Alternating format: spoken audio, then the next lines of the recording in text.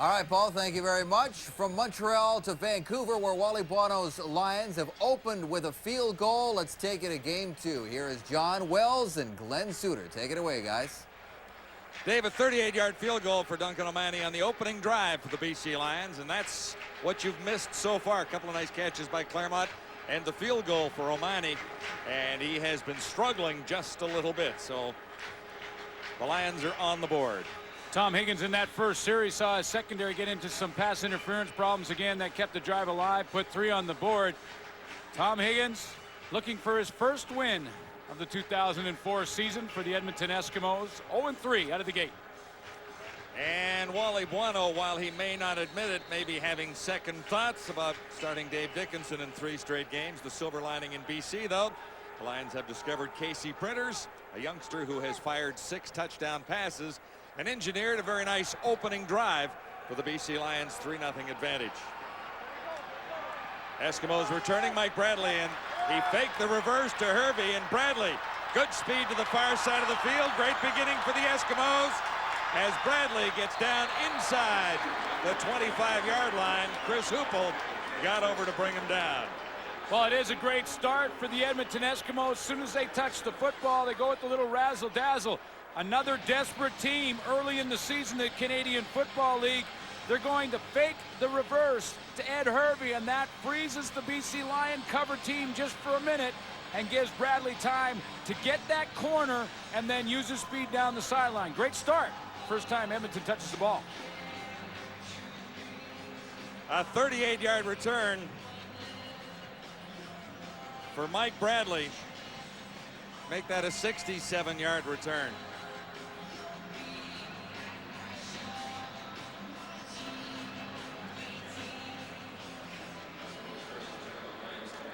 A 67-yard return sets up the Eskimos at the 20-yard line.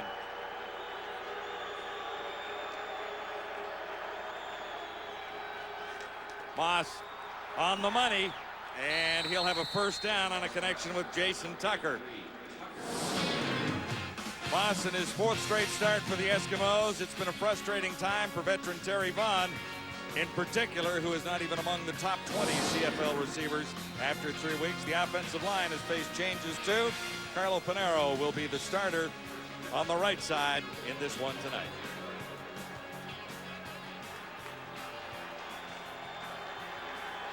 Lions opened with a 38-yard field goal. The Eskimos respond here. Moss buys a little time, and he won't get away this time. Luke Tugbeno from the outside. Great speed to run down Jason Moss, and he's the only guy. Well, he and Brent Johnson have sacks up front, but the key in that front 7, definitely Barron Simpson, the leader. 18 tackles to start the season in 3 games, and they're going to need him right now down in the goal line, shore up that defensive line. When you're struggling in the secondary, you look to your veterans, and that's where Mark Washington comes in, moves to the halfback this year from the free safety. They need Washington to show some leadership, but Tugbeno with the first big play for the Lions. And that created a 5-yard loss. 2nd and 15 for Moss and the Eskimos, and there's the touchdown toss. Daryl Mitchell has had a hot start in his first year as an Edmonton Eskimo. A 13-yard touchdown for Daryl Mitchell. Daryl Mitchell, leading receiver for the Edmonton Eskimos, coming into this game with 224 yards. And he is wide open as he comes across the middle. Another mental error by the BC Lions secondary, cutting Daryl Mitchell free, and he walks into the end zone. So the Lions open with a scoring drive that nets a 38-yard field goal. The Eskimos cap off their first possession with a long touchdown march after a great return of the kickoff by Mike Bradley. But Mitchell gets into the end zone. He has the touchdown, and the Eskimos celebrate the lead. Play Safeway $1 Million Touchdown to win. Every time you swipe your Safeway Club card, you're automatically entered to win great prizes, including Hitachi's 18-volt cordless driver drill with 22-stage slip clutch, fan-cooled motor producing 400 inch-pounds of torque, 2 batteries, charger, and case. Or Sultan Gourmet appliances, including a 12-cup electronic coffee maker, Pancake Factory, and Toast S electric wok. Swipe your club card at Safeway today.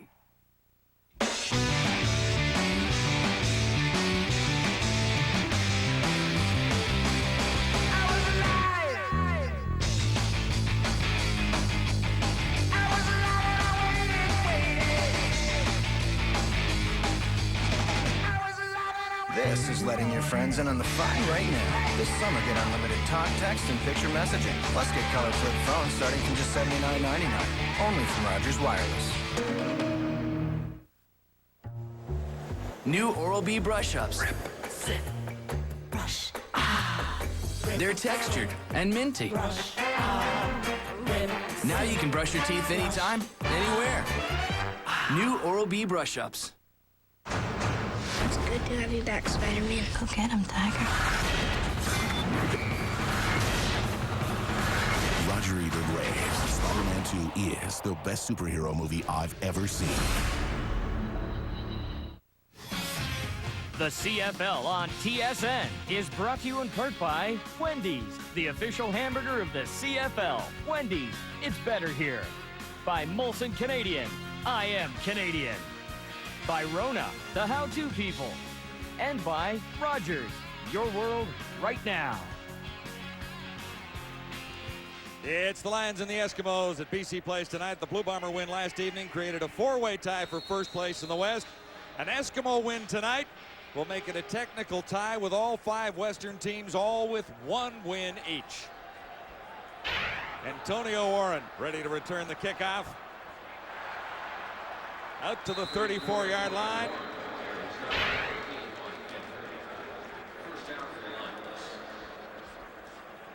Dave Dickinson will watch this one tonight. Casey Printers gets his first start for the BC Lions.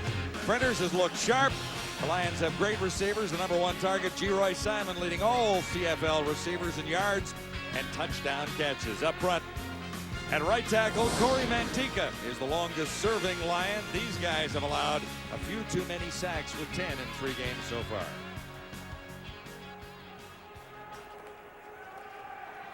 Casey Printers on the money. Nice catch out across midfield.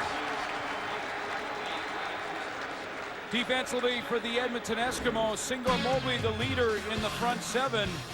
He has 21 tackles so far this season. That's second in the CFL. And then you look into the secondary, and they add Harold Nash into his second game at the corner, hoping to get a little stability in that secondary that's given up over 400 yards a game so far this year through the air. Tonight's starting lineups brought to you by Tums. Tums tackles heartburn fast.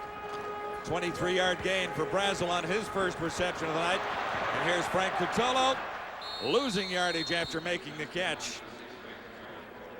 Rashid Gentry.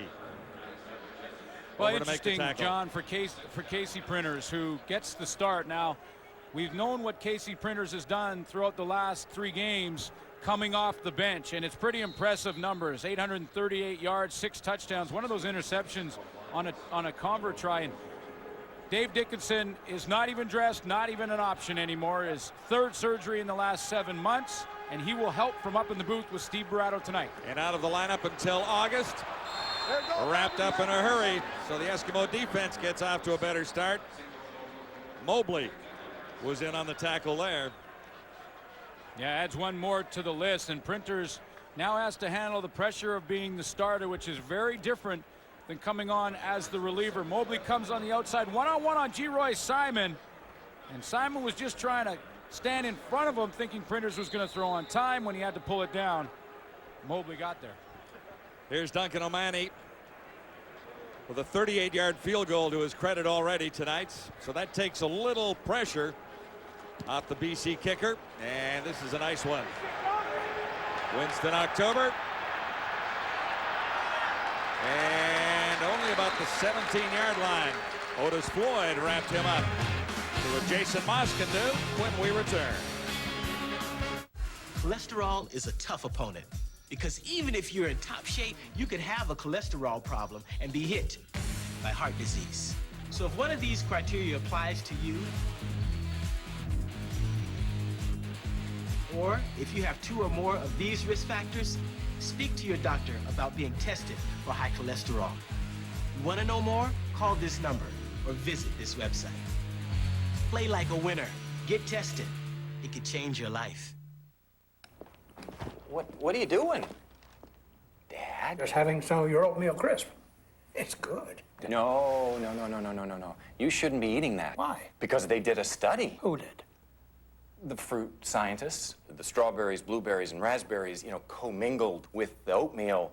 Lethal. Let me take care of New that. oatmeal crisp triple berry cereal. Crispy oatmeal flakes with lots of fruit, but you won't like it. Is it cereal or is it fruit salad? Make up your mind. They can help you with the chores and clean up after you.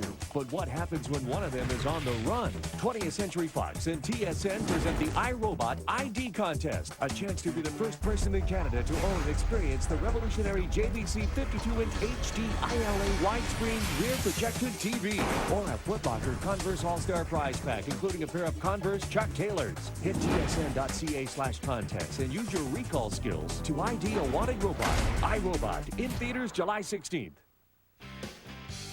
Didier Coppins of Edmonton, you could win a 50-inch Prima Plasma TV if a kickoff is returned for a touchdown in tonight's game, thanks to Safeway's Touchdown to Win promotion. And if a second kickoff is returned, you could win $1 million. So good luck, Didier. Edmonton Eskimos are 0-3, and it hasn't happened to an Edmonton team for a long time. Winless after 3 games. The quarterback has been taking a little bit of heat, but in reality, he's played pretty well, Jason Moss. Yeah, he really has, especially over the last 2 weeks. Remember, week 1 was versus Montreal, and we all know what that defense can do to every quarterback. He has a touchdown to his credit here tonight. And here's Pringle.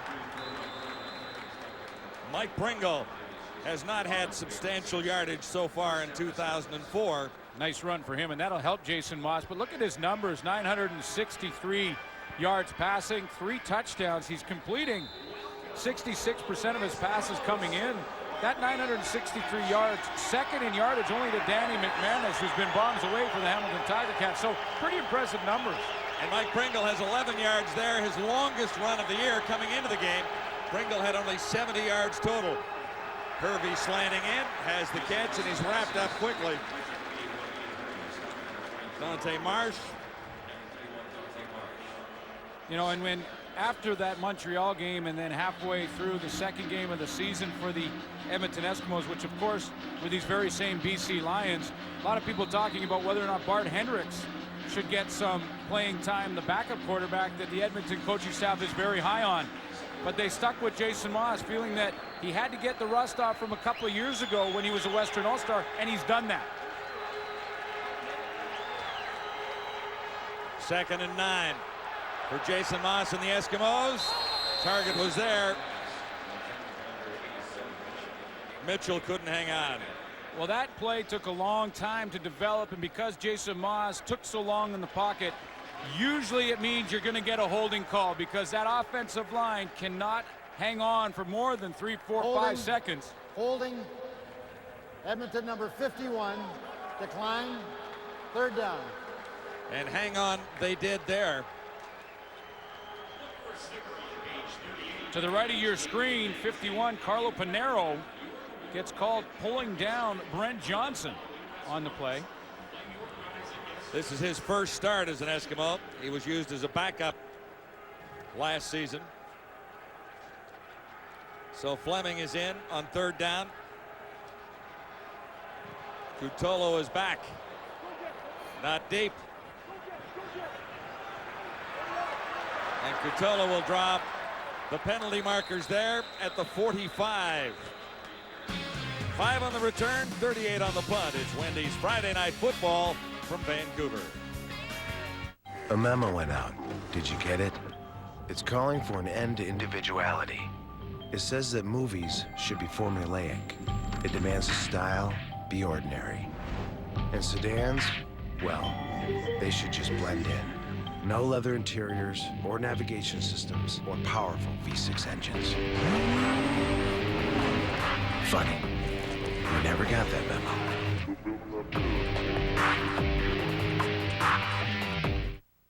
Oh, if these walls could talk, they would tell a tale of a contractor at the peak of his profession. Because this job went off without a hitch. And Rona was there with you, Steve McLeod. With the right stock in stock. With your order when you ordered it. At least Rona comes through for you every time. Make it happen with Rona, the how-to people. Okay, listen up. You got to be pumped and ready to deliver. This is Purelator Tackle Hunger. Every time a CFL quarterback gets sacked, Purelator will donate his weight in food. It's your job to get that food to the home team's local food bank. Purelator Tackle Hunger. TSN HD, redefining the image of sport. TSN HD is proudly presented by JVC. JVC, the HD technology leader, available at Future Shop. Time to give you the Rona how-to poll question for this game number 2. We got a lot of great receivers in this ball game, so we're going to ask you, who do you think has the better group, Edmonton or BC? Log on to tsn.ca and have your vote. Results will be made known at halftime. Casey Printers and the BC Lions looking at first down out across the BC 45 at the 48. Well, there's a lot of experience right now in the spotters booth. Steve Barato and Dave Dickinson helping from a mental aspect. Casey Printers try and manage this football game for the first time as a starter since college. Nice fake by Printers. Good move to get away. And he'll come up short of the first down. Donnie Brady coming up with the tackle. Well, Moved this is up what in a hurry, didn't he? This is what Casey Printers can do athletically, and he gets Raheem Abdullah up in the air. Abdullah's free off the edge. He gets him to leave his feet, and when you do that, you're sunk coming off the edge like that. But Printers shows his great athletic ability to get to the outside. Now, he may not want to take hits like that every single time he runs, but as a young starter, he'll play a little more aggressively than he probably normally would. Almost 300 yards last week against Saskatchewan. 2nd and 5. Jason Claremont got a couple early. That's his 3rd reception, and he'll have a first down there. Wrapped up by Donnie Brady, and there's a penalty flag down.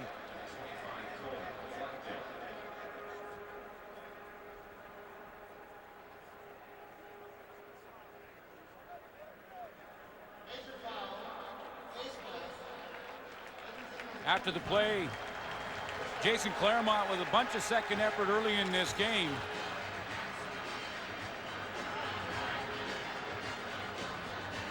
And they'll tack on some yardage on the face mask on the tackle on Claremont. And the only reason he drew this call was from the second effort. Here comes Quincy Coleman from the safety spot. Claremont's not going to run out of bounds. He's not that kind of player. Net 25-yard gain for the Lions. Printer from the 32. Another marker is down as he goes to the end zone. Oh! Just missed. G. Simon was a couple of inches short. We'll check out the infraction back at the line. Well, first of all, just the fact that G. Simon got his hands on that football was amazing, because it looked like Casey Printers threw that way out of the park. Like, it looked like he threw that to the back line, 20 yards deep in the end zone, but somehow Simon... Offside. Edmonton number 91 declined. Look at that. Illegal contact on a receiver. Edmonton number 23. First down. Unbelievable burst of speed for G. Simon, and he just says to his quarterback, look, that was a great throw. I had that. If it hits both hands, I'm going to bring it in for you. Lions getting a little help from the Eskimos on this drive, as more penalty yardage is marched off. Patolo to the near side on first down BC. Another end zone toss. Coverage was too tight. Mobley got back to cover Lyle Green. Well, what happened was Lyle Green is trying to get in behind. The ball is thrown to the inside by Casey Printers, and Lyle Green has to try and get out and around Singor Mobley and then run under it. You're going to get a good look coming right at you here as it goes down. Now watch how at the end of this, you see how Lyle Green has to go around Mobley, who's almost in the perfect trail position. he made Lyle Green have to make a spectacular catch. 2nd and 10 Lions. Printers will put it up again. He's on the money. Simon to the end zone. Does he make it?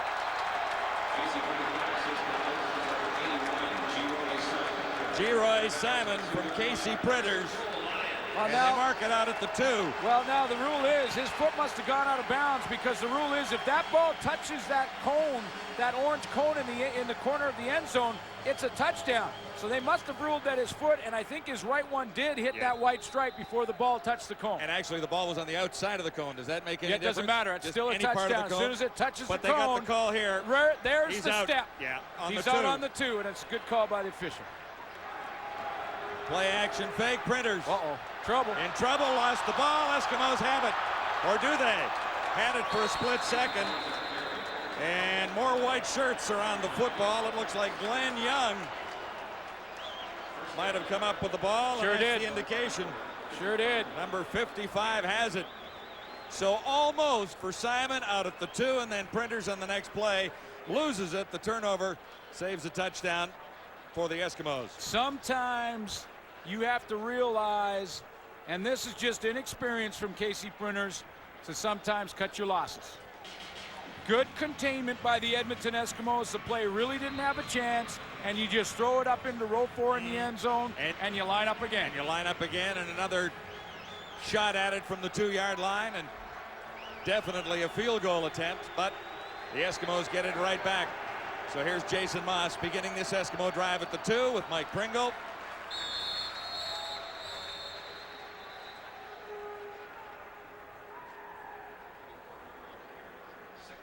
Mike Pringle, you mentioned, John, is off to a slow start, and when you look at Mike Pringle's history, you're definitely right. 25 carries, 70 yards, a 2.8-yard average for the man on hot pursuit of the all-time rushing record held by George Reed. 2.8 is not Mike Pringle's normal average. He's up around 6. And another spectacular year for Pringle in 2003. 1,376 yards as he closes in. But the Eskimos have been behind an awful lot this season, so they haven't run the ball effectively at all. Moss from the end zone. And he has Pringle out at the 10. Great speed there. Newcomer. And a nice tackle. Jawan Armour flew over there, but you talked about Mike Pringle, and here's how close he is when you look at the overall numbers. 15,354 updated to tonight, of course. 5.6 average. That's his average over his career. 2.8, nowhere near Mike Pringle's numbers. But you mentioned they've been behind in every game this year, and Mike Pringle becomes a non-factor because you don't run the football. He has had a great run, putting it mildly, through the Canadian Football League. A great run. I get it. And another great run, and another one. I smell what you're cooking. At the 50, Cutolo waits for a high kick from Fleming. It's not deep. And he moves up almost to the 40-yard line. Cutolo. And outstanding field position for the Lions here. A.J. Gass leading the Eskimo tacklers.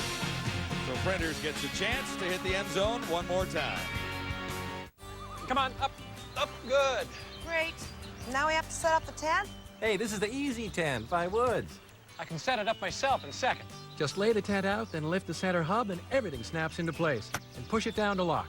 The rainfly attaches easily, too, and its coating is water resistant. Hurry, it's gonna come down! The Woods Easy Tent, available in different sizes from only $99.99. Things just seem to get a little easier when you start at Canadian Tire. Two penalty markers down in the field. They sort it out here. And the call has not been made officially. Looks like there's one going each way. And Fleming may get a chance to redeem a kick that didn't go that deep. And what they sort out is which penalty was first if it's each way. BC number 8. That was first. Major foul. Unnecessary roughness. Edmonton number 30. Repeat third down. That was second. So they'll run it over again. And Sean Fleming will have to kick again. Well, and for Fleming, they can't force him much further back into the end zone anyway. Well, and even though weather is not a factor here in BC, As soon as you start getting 10 to 12 yards deep in your end zone, you start thinking about giving up 2 because automatic field position. Cutolo catches it on the 45. They're in field goal range already.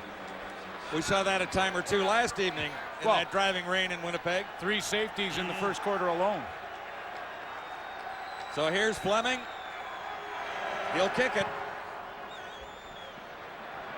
And he's got it near the 45, across the 40, inside the 30. Cutolo has Fleming to beat, but there's a flag down. And Cutolo will make it to the end zone. However, A.J. Gass is pointing to the flag, saying, bring it back. Usually the guy pointing to the flag was the guy that the penalty was against.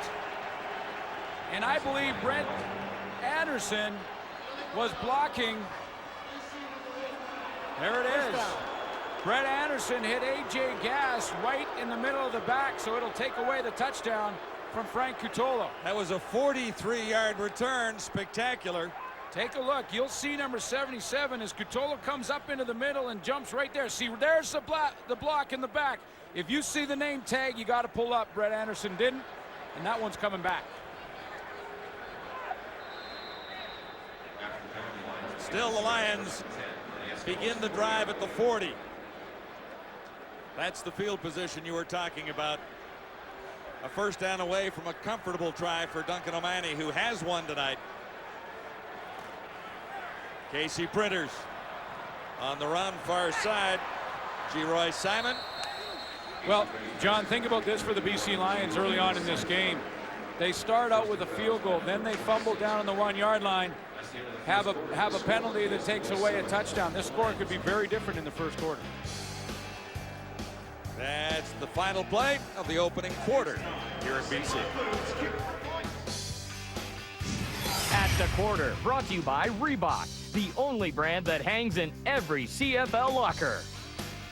All right, we're 1 quarter into game number 2 here on our Wendy's Friday Night Football doubleheader. Penalty-filled first quarter for the Edmonton Eskimos, who are desperate to get their first win of the season. But all eyes right now, I think, are on Casey Printers to see how he handles his first ever start. And he had a very good first quarter in this football game. And let's take a look at the different type of skills he has. Very few quarterbacks can do this. Get a guy to jump, be elusive enough to lose some ground and gain some ground. And hey, this little hit he took, that's good. That knocks the butterflies out of you. Here, max protect, great decision, nice throw, very precise, very decisive. That was great football by Casey Printers. And now that he's out of that first quarter, he's back into the rhythm of the game. I think he'll have continued success the rest of this game, Jock. Schultz, I'm going to chat about my special team pet peeves, and there's a couple of them. One is that I don't like to see punt returners catch the ball inside their own 10-yard line and pin their offenses deep, and we're probably going to see that at some point in this football game. But my other pet peeve is having your punter punt out of your end zone because you're giving the team 3 points. So you might say, well, why is Edmonton punting out of their end zone? Well, David just asked me that, as a matter of fact, and I just figured it out. 2 words. Duncan O'Mahony. I was just about to say. That is a direct shot at Duncan O'Mahony that Edmonton would punt out of their end zone because they're saying, you know what, even if you get at the 40-yard line, 35-yard line, we don't believe you can make a field goal. Well, he made one tonight from 38 yards, only his 3rd of 8 attempts so far this season, although we'll see if that strategy pays off for the Eskimos. CFL Fantasy Football. Register free all season long at fsn.ca. Pick from 2 CFL Fantasy Football games, casual or hardcore. With great weekly and monthly prizes, there's more than just bragging rights on the line. You could win a Sony 42-inch Grand Vega TV or the Ultimate Dream Workshop from Porter Cable. Think you know Canadian football? Prove it. Get into the game. Get to fsn.ca and sign up now. Must be legal drinking age, no purchase necessary. Quarter 1 complete here. The stats brought to you by Smirnoff Ice. Who knows where it'll go? 7 first downs for the BC Lions. And if you think about the fumble, that 1 turnover by Casey Printers down on the 1-yard line, and the penalty that called back the Frank Cutolo punt, it really could be 17-7 BC after a quarter football. But it's 7-3 Edmonton. Here's Casey Printers on first down after the Cutolo catch. There you go. And he threw that one away. There you go. He learned. See, Casey Printers from that fumble on the 1-yard line has already learned a valuable lesson. He was in trouble there. really didn't have a chance to make a big play out of that. So what he does is throws it away. And that's where Dave Dickinson probably already talked to him from the headset up in the spotter's booth and said, hey, you don't win the Grey Cup on every play. Sometimes you got to throw it into row 7.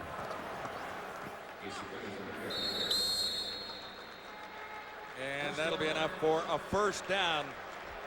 So the Lions move the sticks. And Printer's getting his first CFL starts. Pressure won't bother him. Pressure is, your starting quarterback goes down in the third quarter, and you have to maintain a lead against the Edmonton Eskimos in their house. That's pressure. He's been on the field for a BC win. Tipped, and the Lions get a catch out of it. Simon won't be in first down territory. It's an interesting comment, though, John, from KC Printers talking about the pressure coming off the bench where you have a lead in the game or you're slightly behind the game, your starting quarterback goes out, and now it's up to you to either rally the troops and maintain the lead or come from behind. That's a different kind of pressure than knowing all week that you are the starter and having the defense, the opposing defense, game plan for you, not for Dave Dickinson like they'd done for 3 weeks previous.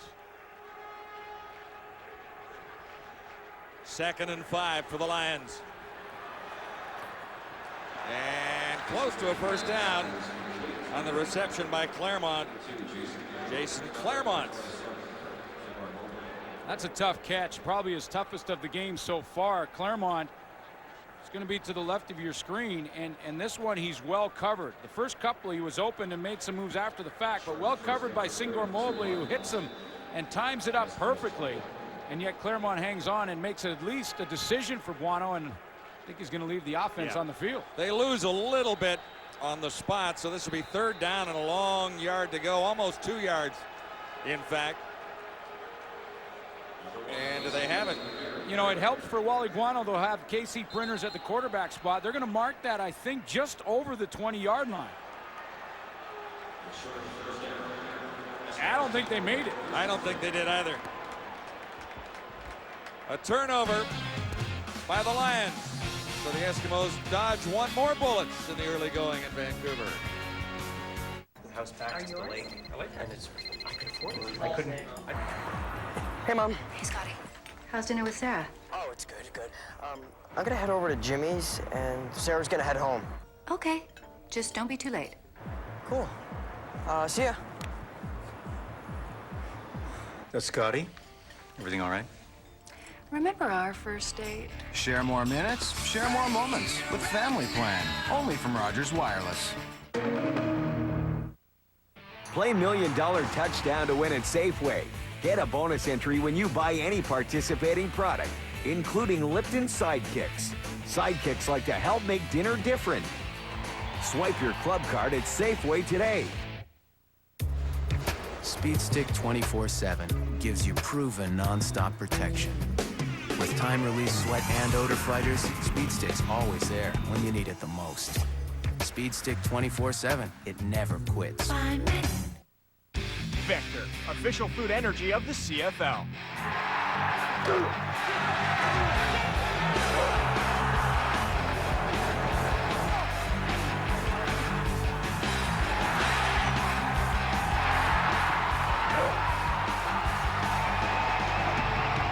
Vector, official food energy of the CFL. Vector, with protein, carbs, and over 20 vitamins and minerals. Vector, fuel up. Couple of missed opportunities for KC Printers in his first CFL start. Let's bring in Farhan Lousi. Thanks, John. And with me now is Dave Dickinson. Dave, you had knee surgery on Tuesday. Tell us how you're feeling. I'm feeling fine.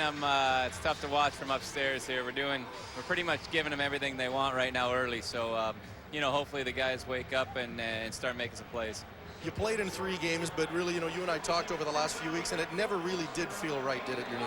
Well, no, but lots of guys aren't feeling quite right. But it was a struggle when you come into a season not 100%, and hopefully we can get it resolved and then get back out there. Dave, good luck this fall when you do make it back. Okay, thanks. Missed opportunities for the Lions. The Eskimos begin Back at the 25, and Moss is on the money. Good pass by Moss. Tucker with the catch, and he's out at the 35. Jason Tucker stopped by Deshaun Austin. One of those Jason Claremont catches for Jason Tucker over the middle, because he knew Bo Lewis, number 17, who's going to play a little linebacker tonight, is going to come from this direction.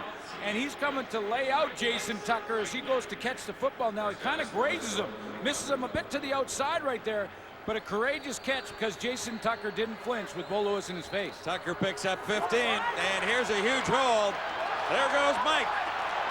Mike Pringle, longest run of 2004. He's down to the 20-yard line. Martavius Houston caught him from behind. And the Eskimos have a nice little roll going here now. You know, it was a 53-yard run, Glenn. Just a matter of time before Mike Pringle started to get some yards, and all he needs is a little hole at the point of attack. Nice block on Otis Floyd. There's the kick out, and away goes Mike Pringle. Nice move there to sidestep Dante Marsh. Biggest run of the season for Pringle. Now he's back. 53 yards on one play. He had 70 yards in 3 games coming in. Moss under the cover, a little sidearm for Pringle, who hangs on. You know, and all the talk coming into the season, of course, is Mike Pringle chasing the record, the media talking about how he felt about that, how far away he was. And when you look at the numbers and you break it down, George Reed had 16,116 yards in his career. Mike Pringle, we showed you that earlier, over 15,000. Pringle 763 yards behind.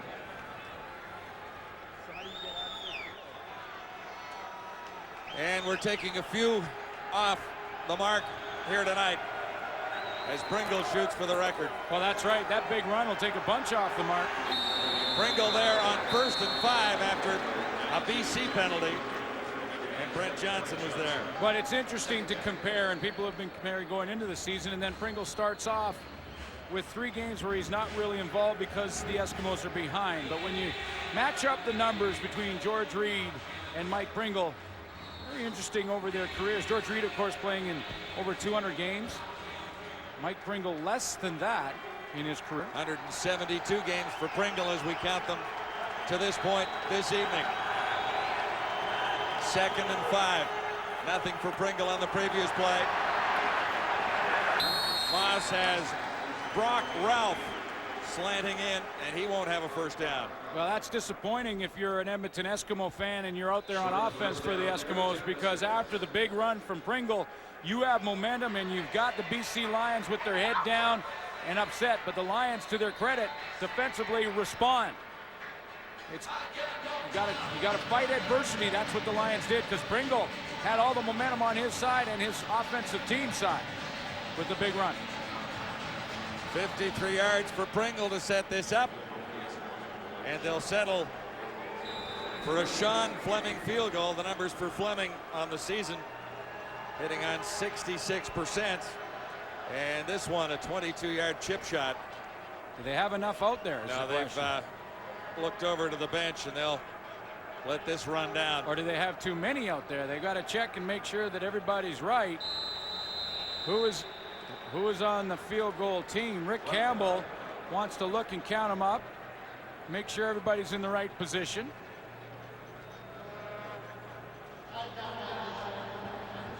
Sean Fleming, the veteran kicker, realizes something's not right, so he wants to make sure. I mean, he could still, it's still a chip shot for him. The 5 yards is really irrelevant. But you want to make sure that you don't have any blocking assignment problems up front, or that field goal could be blocked. It'll be a 27-yard try now. Jason Moss will put it down for Sean Fleming.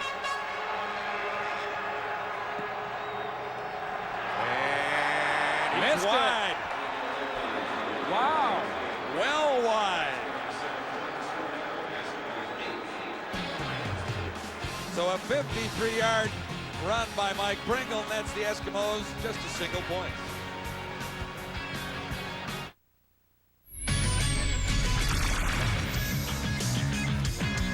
Too close, simple as that. Welcome back to the Sports Center Newsroom. I'm Blake Price. Just a reminder, due to Friday Night Football, the next edition of Sports Center not coming your way until 11 p.m. Pacific time, but it's well worth the wait, as you'll soon see. We started the Diamond Jays and Angels. Tied at 3 in the fourth, Vlad Guerrero sends one back up the gut to play the pair, and the Halos knock off the Jays 5-4. The assault case against Todd Bertuzzi was adjourned until July 22nd today in provincial court. Prosecutor Garth Lopke said the Crown hopes to be in position to get an arraignment date at that time. Bertuzzi, by the way, not in court today. On the ice elsewhere, I guess slightly off it, the Pittsburgh Penguins have signed free agent right-winger Mark Recchi to a 3-year, $9 million contract. The 36-year-old from Kamloops returns to the city where he won a Stanley Cup in 1991. Still with hockey, Mike Ricci signed a multi-year contract with the Phoenix Coyotes today. Details on all that coming up on SportsCenter. Back to BC in just a moment. 150 to go, and Melangani is holding on. Alfonso on his shoulder. Solani isn't out of it either. It's anybody's race. Can anybody catch Melangani? Oh, maybe somebody can.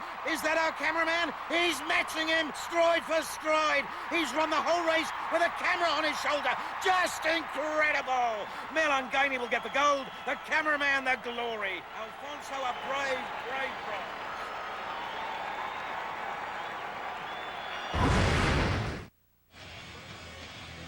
Both teams have squandered opportunities here in the first half. Let's go down to the Eskimo bench. Perry Solkowski. Well, no secret, John, that the Edmonton Eskimos have let the opposition in the end zone a little too much. They hope to solidify that tonight because Quincy Coleman plays his first game of the year. In the offseason, he was going 70 miles per hour on his motorbike down south. Fell off when he was hit by a vehicle. He was in shorts. He was in a T-shirt. Had third-degree burns to parts of his legs and his arms. He has bandages on. He's in the lineup tonight, though, and Coach Higgins knows he'll help things back in the secondary. Antonio Warren on first down for the Lions, and that will be another first down conversion. Robert Grant over to make the tackle. Well, when on Antonio Warren. You give up 400 yards per game, which is 7th in the CFL after 3 weeks in the passing game. You need a 4-year veteran in Quincy Coleman back in the lineup. So good thing for the Edmonton Eskimos that he's got through that accident and is ready to go again. Now, what kind of game shape is he in is the question. 14 yards for Warren. First down for the Lions, near side, and Simon has it. Leroy Simon will have another first down. That was Shannon Garrett. Well, it's pick your poison if you're playing secondary against the BC Lion receiving core, because you got a guy like Leroy Simon. You play man, you got to give him room. You see how Shannon Garrett had turned his hips like Leroy Simon was going deep, and then Simon just broke off underneath him. And you're going to play a lot of man. You're going to go to Leroy Simon a bunch. He had a great game versus Edmonton. Antonio Warren on first down has about 3. Steve Charbonneau was there for Edmonton along with A.J. Gass, who's back in the middle for the Eskimos in this one tonight. Oh, it's interesting what I've seen from both teams offensively to start this game is they're involving their running game a little bit more. We've seen more Antonio Warren in this game than we've seen to start most of the games for the Lions, and Mike Pringle is into the mix all of a sudden for the Edmonton Eskimo. A couple of big runs for Pringle. His longest of the season came early in the game, 11 yards, and then he tripled that and more with a 53-yarder. On second down, flags are down. KC Printers escapes. He'll have first down yardage if the play stands. You know, I don't know that it will, but I tell you, it's fun to watch KC Printers wheel and deal back there. That's going to be holding. I believe it's on Lyle Green.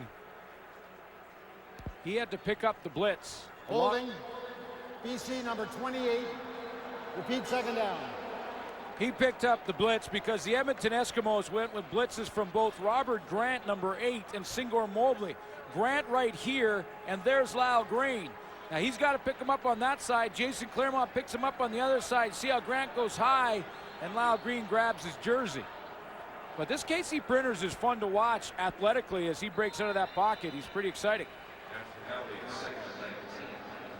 Some say reminiscent of an Eskimo quarterback from days gone by. Well, he's got a long way to go to get to the Warren Moon numbers. Oh, I was talking about Tom Wilkinson.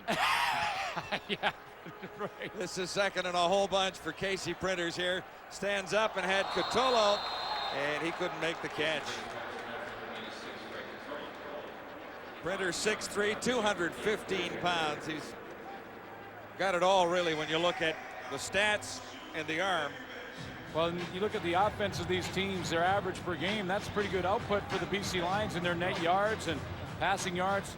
447 completion percentage. So that's why the comparisons are starting for KC Printers, because he looks a little bit like Warren Moon when he moves around in that pocket. What's interesting between these two teams, though, Glenn, is there's only one victory. Well, yeah. All those yards that they put on the board. Nice punt by Omani. Winston October.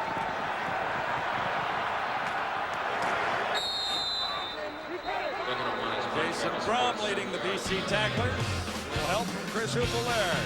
It's Jason's turn when we come back.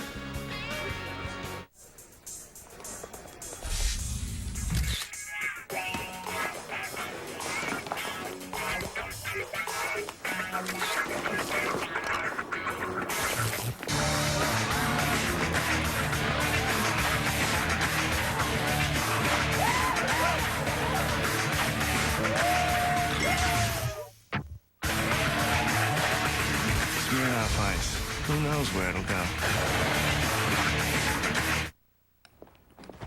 What are you doing? Dad? Just having some of your oatmeal crisp. It's good. No. You shouldn't be eating that. Why? Because they did a study. Who did? The fruit scientists. The strawberries, blueberries, and raspberries, commingled with the oatmeal. Lethal. Let me take care of New oatmeal crisp triple berry cereal. Crispy oatmeal flakes with lots of fruit, but you won't like it. Is it cereal or is it fruit salad? Make up your mind.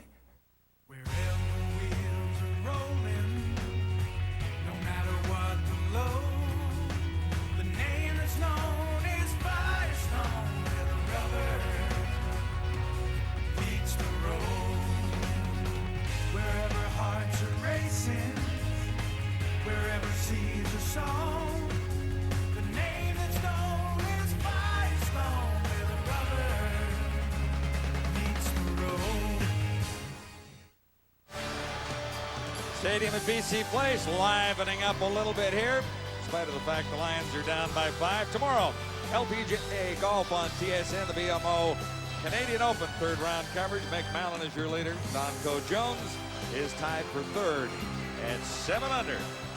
LPGA golf tomorrow on TSN.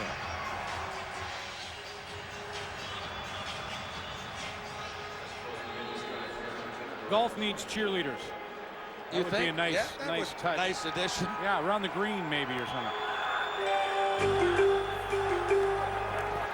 On first down, Moss stands in, and he missed Terry Vaughn. Vaughn has not had his usual spectacular beginning to this season.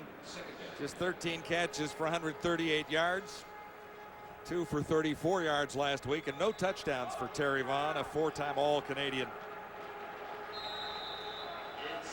Well, how do you split the ball up into 6 equal parts when you have Terry Vaughn, Daryl Mitchell, Jason Tucker, Ed Hervey, and the list goes on and on, Mike Pringle. Yeah, and add Mitchell to that mix, and that's one of the guys who's made a substantial number of catches so far this season. And then Brock Ralph contributing there. Yeah, he comes on as the extra receiver and has earned that right, Brock Ralph, with 11 catches and 130 yards to start the season. Played his college ball in Wyoming and has been around for a couple of years with the Eskimos and had a good training camp and a very good preseason. So earned the right to be the extra receiver to come on. They take it back off and play with 5. And he gets to join the likes of Tucker, Hervey, Vaughn, and Mitchell. And no wonder that BC secondary trembles a little bit looking at that lineup of receivers. I think both secondaries in this game tonight are trying to back up and give these guys rooms. I mean, we talk about Ed Hervey, Jason Tucker, Vaughn, and Mitchell, and then the Lions, Brazel, Thelwell, Simon, Cutolo, and Jason Claremont. I mean, there is an all-star cast of receivers out here, and your defensive back, you're just hoping you're glad you're retired and up in the booth is what you're doing. I hate to see, I saved you from all of this. Thank you very much. Wow. Talent everywhere. Cutolo is back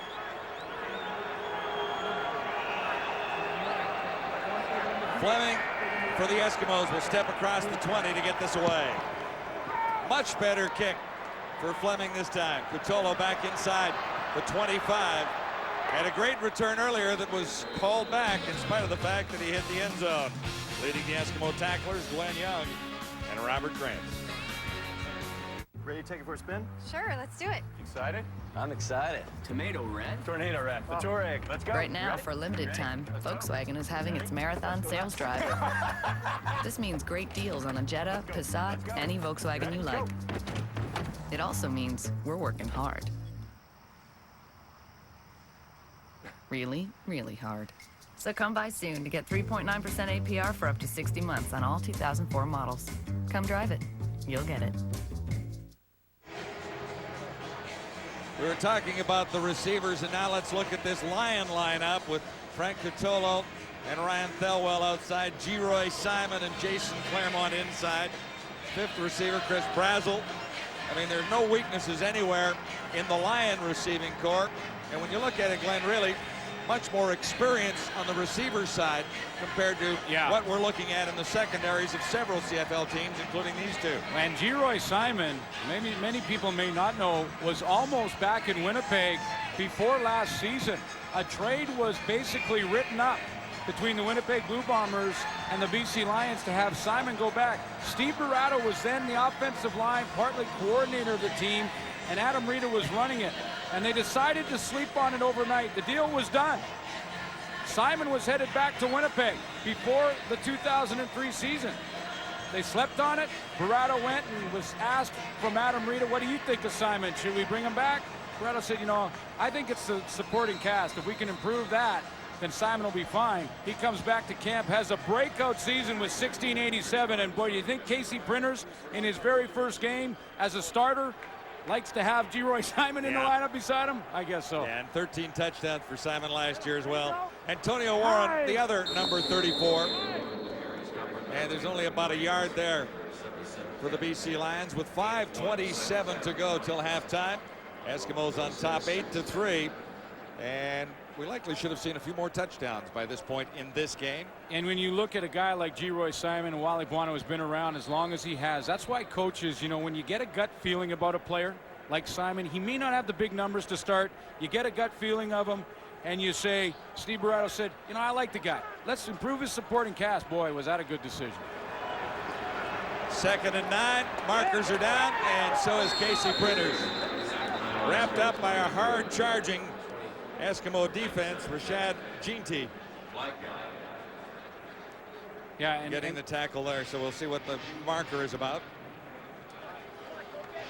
And the indication is it's going against the Lions. Offside, BC number 86, decline, 3rd down. Well, we've seen the defense pick up a little bit, but it's about time they have, because the last time these guys went at it, boy, it was some kind of aerial display. In fact, it ranked 3rd all time behind the Calgary-Saskatchewan game in '93, '94 Winnipeg and Edmonton. And then that game in week 2, BC at Edmonton, 1,034 yards through the air between the two teams, 3rd all time. So both coaches looking for a little more defense out of their football team. And the fans are pretty happy with the offense. Yeah, they like it. Well, Manny gets it away, and there'll be no return at all. That one is OB. Eskimos begin near the 50. House back to the lake. And it's, I could afford it. I couldn't. Hey, Mom. Hey, Scotty. How's dinner with Sarah? Oh, it's good, good. I'm gonna head over to Jimmy's, and Sarah's gonna head home. Okay. Just don't be too late. Cool. See ya. That's Scotty. Everything all right? Remember our first date? Share more minutes, share more moments with Family Plan. Only from Rogers Wireless. On 1st down, Edmonton, Moss has Hervey, and he's submarined after a 4-yard gain. Ed Hervey, 15 catches, 178 yards. He has the touchdown. And because they keep spreading the football around to all those talented receivers, really hasn't had a chance to get that breakout speed and gear. There's great speed, and then there's Hervey speed. which is just a little bit higher than most. Kind of lightning speed. Lightning speed. All Canadian in 2001 and again last year. Ed Hervey. 2nd and 6. Moss. Another sidearm toss. He'll have the first down. Terry Vaughn. His biggest play of the night. Dante Marsh. See, and on Terry, the corner covering. Terry Vaughn used the Hervey speed to open up some room. See, Hervey came across the middle underneath, and he got across the field so quickly that Vaughn in the next layer was wide open in behind. And you're going to see Hervey underneath flash here so that Vaughn can be the next layer in behind him. And that's where Ed Hervey's speed works to his teammates' advantage. You see the hole that Hervey's speed opened up. A 19-yard gain for Vaughn and the Eskimos. At the Lions 35, Moss bobbled it, and he's wrapped up in a hurry. Johnson was there. He had some help. Moss doesn't quite understand what went wrong, but it's a huge loss for the Eskimos.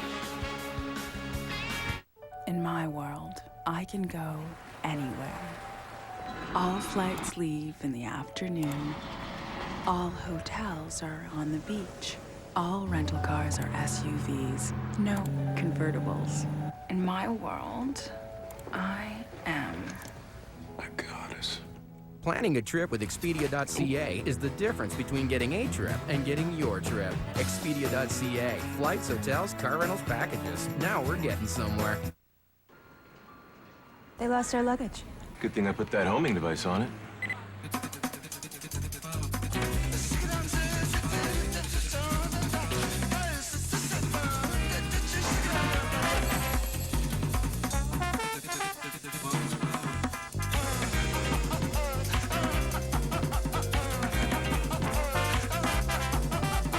If life were like that, you wouldn't need a Visa card for a new travel wardrobe.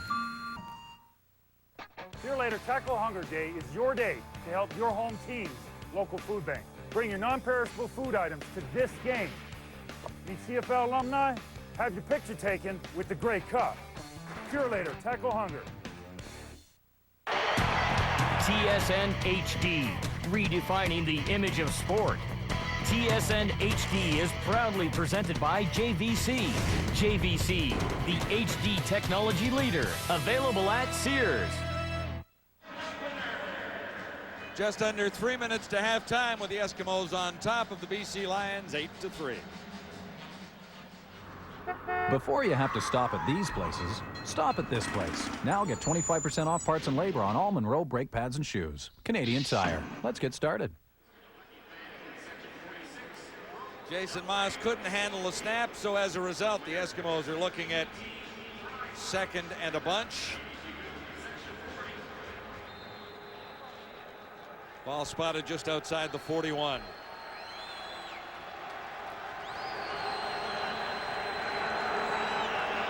$16 necessary for a first down. Moss to his right. Penalty flags are down, and so is the Eskimo quarterback, wrapped up by Dante Booker.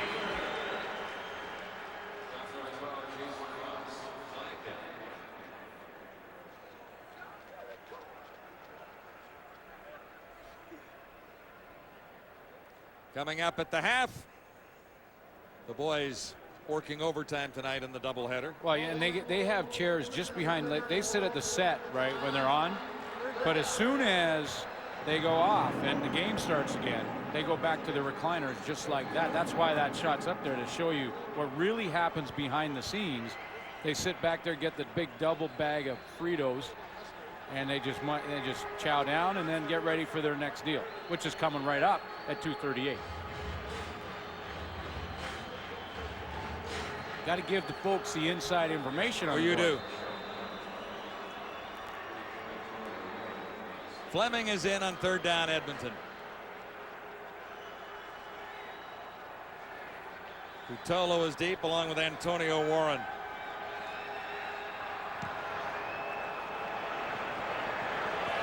And Fleming puts it out somewhere around the 7-yard line. Almost perfect from Sean Fleming. Get in on the game. Who is your MVP?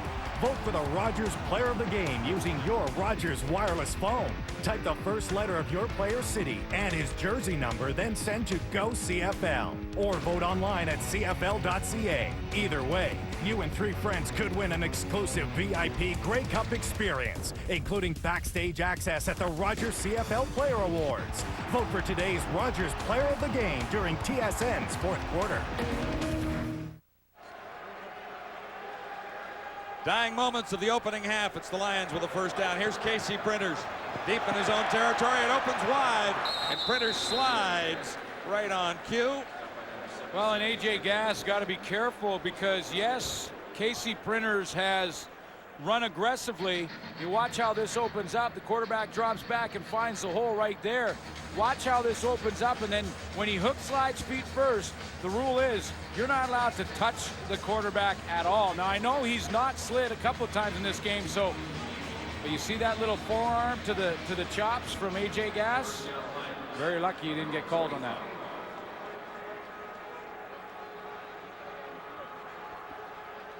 Enough for a first down. Beats on Printers again, and down he goes. Up front, the Eskimos have had solid pressure on the rookie quarterback tonight, and Mobley is there celebrating another one.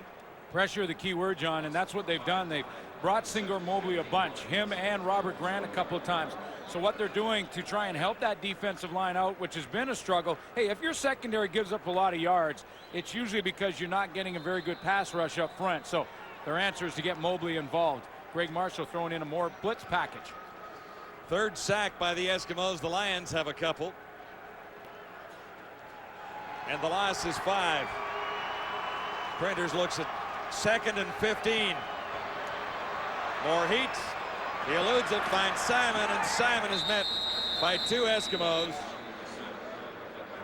including A.J. Gass, the middle linebacker. That's the way you want to do it if you're Greg Marshall, the defensive coordinator. Get him in 2nd and long, and then make him throw a pass that's about 5 yards short of a first down. Put the punt team on the field, and with 1:31 left, give your offense a crack at a few more points before halftime. Quite a chess match between Greg Marshall and Steve Barato, 2 very experienced coaches going head-to-head. Oh, and it's been an interesting confrontation between these 2 teams tonight. The Lions squandering one opportunity in particular when they were down at the 2-yard line. Frank Cutolo had a punt return touchdown call back for a penalty. How does that change the complexion of this game? But it's a game of challenges and how you fight through them.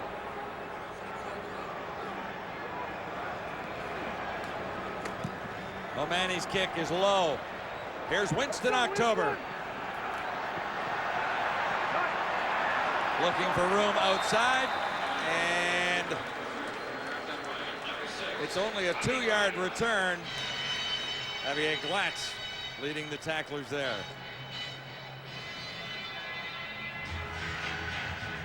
Well, the Eskimos look to have a little swagger back in their defense, and that's what Mobley was talking about prior to the game. Just looks like we come out on the field without an attitude, and like last year we were, came out, we dictated the game to the offense. We got in their face, we pushed them around, and basically we came out there and said we mean business. It's going to take your best to beat us. And this year, looking at the film, we're just out there going through the motions. It's tough too. When you win the Grey Cup, you come back the next year.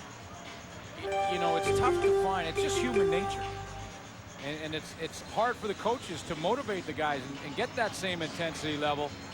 And it takes a while to get right back to the reality of this is an all-out battle. And you got to get down and dirty, roll up your sleeves if you're going to win in this game. Terry Vaughn had 4.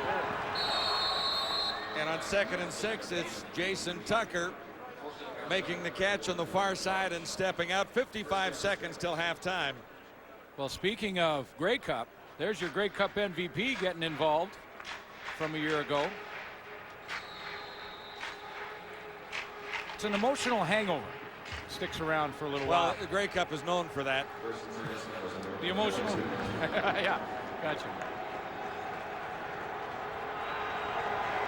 First down, Edmonton. Moss gets hit as he fires, and the coverage was too tight for Tucker that time. Yeah, that's pretty good coverage on the outside by Mark Washington. We talked about him in the intros because remember Tucker ran the out last play. Now he's going to fake the out and go to the post. He just set up Mark Washington to try and make a big play. He fakes the out, and Washington will not bite. Cuts underneath, is right there to knock it away. That's a big play from the veteran. This BC defensive backfield is going to rise to the occasion tonight. They're going to need more plays out of Mark Washington just like that. 2nd and 10, Edmonton. Out of the midfield area. Eskimos lead it by 5. Vaughn can't get to it. So 44 seconds till the half. Two things that can happen here. One, you've got a quarterback of the BC Lions in his first start since college. And he has played well as a backup, but his first start since college. Depending on what happens on this punt return, Antonio Warren back with Frank Cutolo. 44 seconds. If you get any kind of yardage up inside the 30, 35, 40-yard line, anywhere in there, you got a chance for a couple of plays. If you manage the clock, you can maybe get 4 or 5 out of it. Fleming is in. He'll step across the 40 to get this away. High and deep. Cutolo back at the BC 10. Spin move. It didn't fool many Eskimos. A.J. Gass leading the tacklers there. How you doing, Paul? Sticking with aspirin? For doctor-supervised daily preventative therapy? Every day. Ow! Tennis, right? Yeah. Given your medical history, even though you're on coated aspirin daily low dose, you can also take aspirin for pain relief. Really? Both? Yeah, aspirin relieves pain right at the site. Thanks. We'll see you next month. Ask your doctor if also taking aspirin for pain is right for you. Casey Printers with 33 seconds to work with.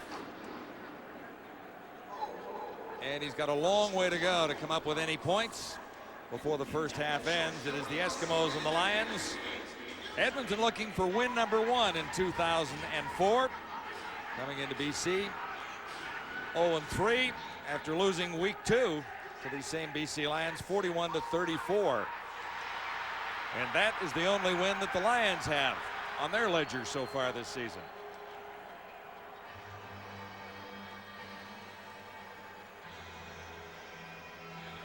On TSN tomorrow at 4 Eastern, Anaheim Angels, Toronto Blue Jays.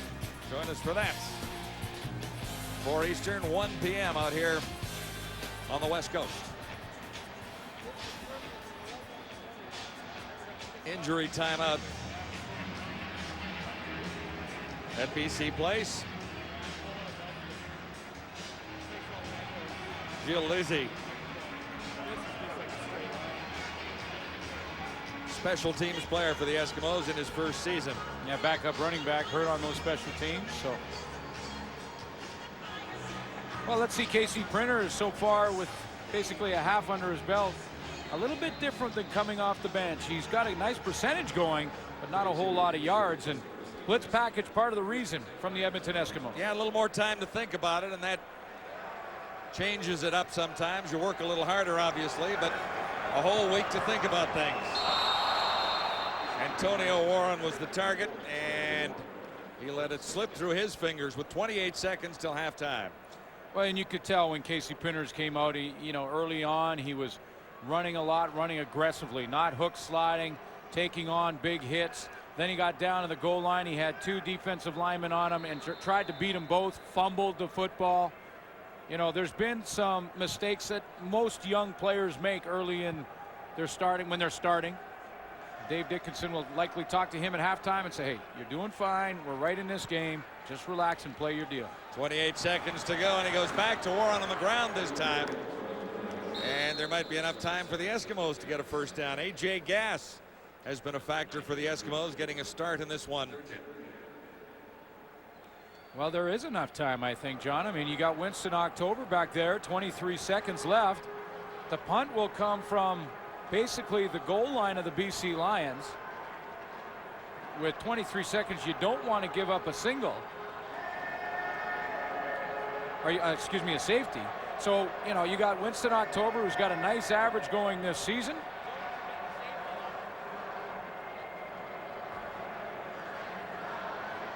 And, you know, talk about a model of consistency. Winston October has been that kind of guy for the Edmonton Eskimos. Now October will be on the sidelines. Yeah, they It's switched Terry it up. Vaughn. Vaughn is ready to return this one. Well, he got some special instructions from Tom Higgins, and he only comes in a couple of times a game. So see if they have something special planned on this return. Please reset the game clock to 4 seconds. Omani takes the game clock down to 4. Yeah, this happened in the Hamilton-Calgary game. See, Edmonton could not stop the clock because they've used their timeout. So Wally Buono has 20 seconds in the huddle. He goes right down till it's 3 seconds. They're going to put an extra one, so 4 seconds left on the clock. Then he calls a timeout just before it expires so he doesn't take the penalty. Now they punt the ball, and basically when the ball is in the air, it'll kill the 4 seconds. All you have to do is make the tackle on Terry Vaughn, and you're done for the half. Omani standing back at his 2.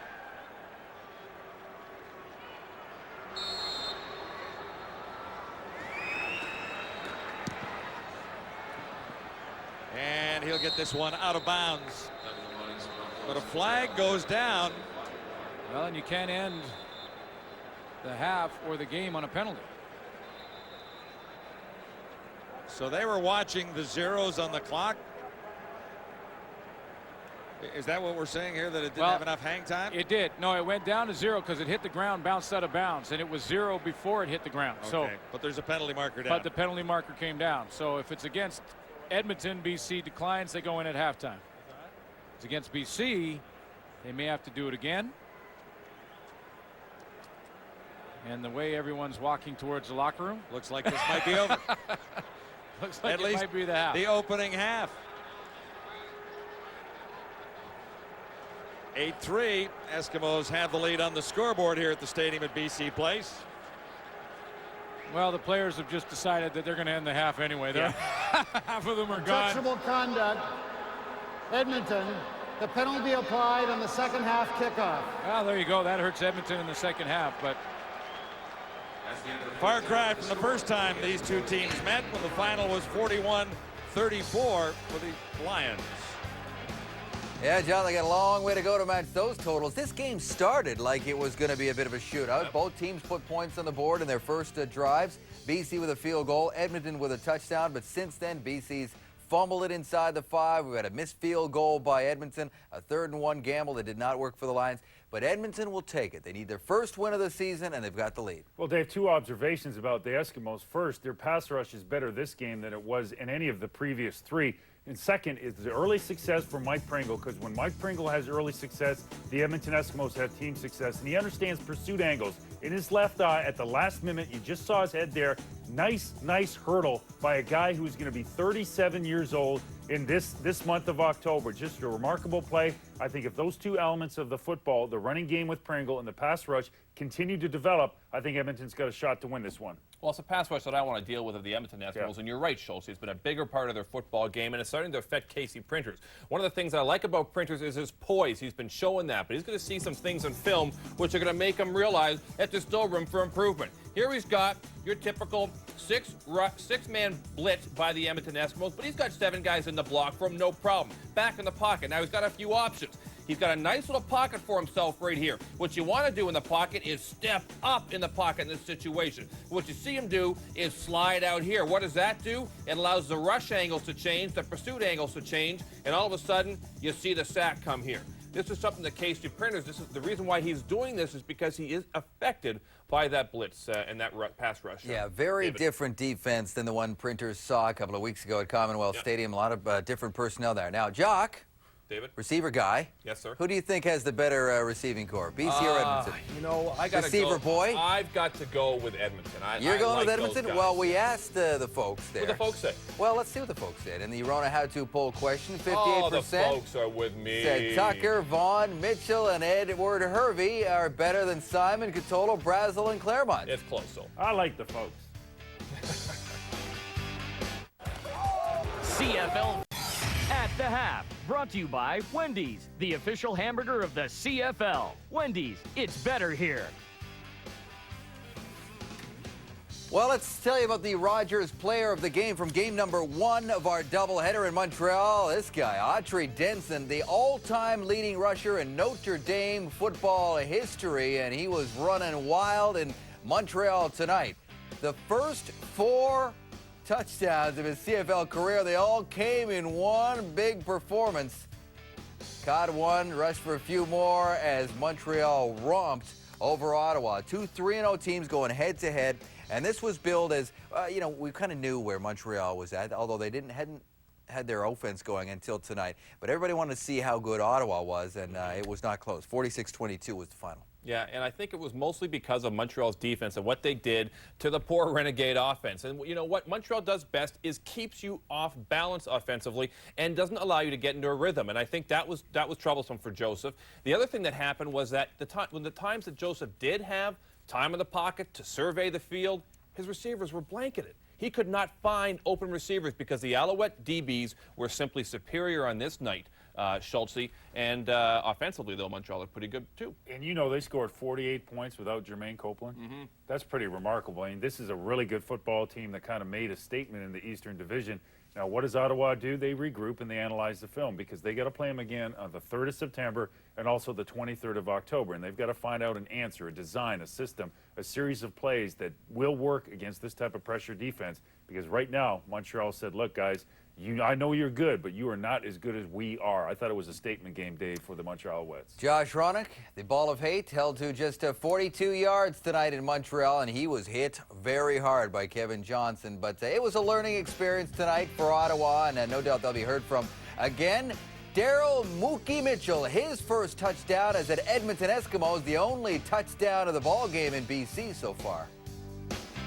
Hey, wouldn't it be great if there were a checking account that didn't have unexpected fees? That would be great. Well, now there is. The new CIBC Unlimited checking account. What's the catch? There's no catch. One flat monthly fee gives you unlimited transactions. So all our withdrawals, bills, debits, checks. Yeah, it's all covered. And no minimum balance. Come on, online, At their bank machines? telephone. At the teller? Yeah, it's all included. So there's no limits? That's the unlimited part. Introducing the new CIBC Unlimited Checking Account. No limits, no surprises. So what's it like being raised Italian? It's everything. I mean, you can't say it's only one thing. Being Italian is being Italian. Yeah. And then there's the whole family thing. It's, Like the way we talk with our hands. What else is being raised Italian?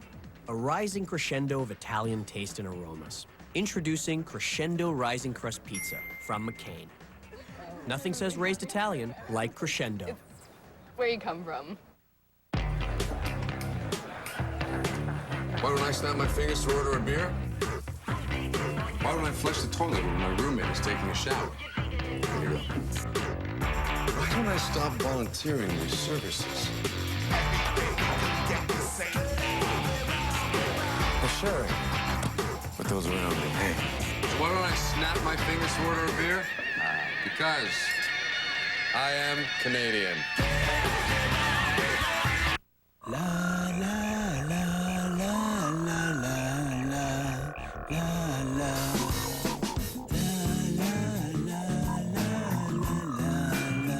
Show them the way.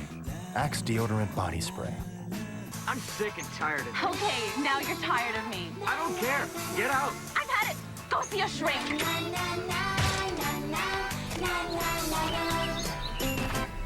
Show them the way. Axe deodorant body spray.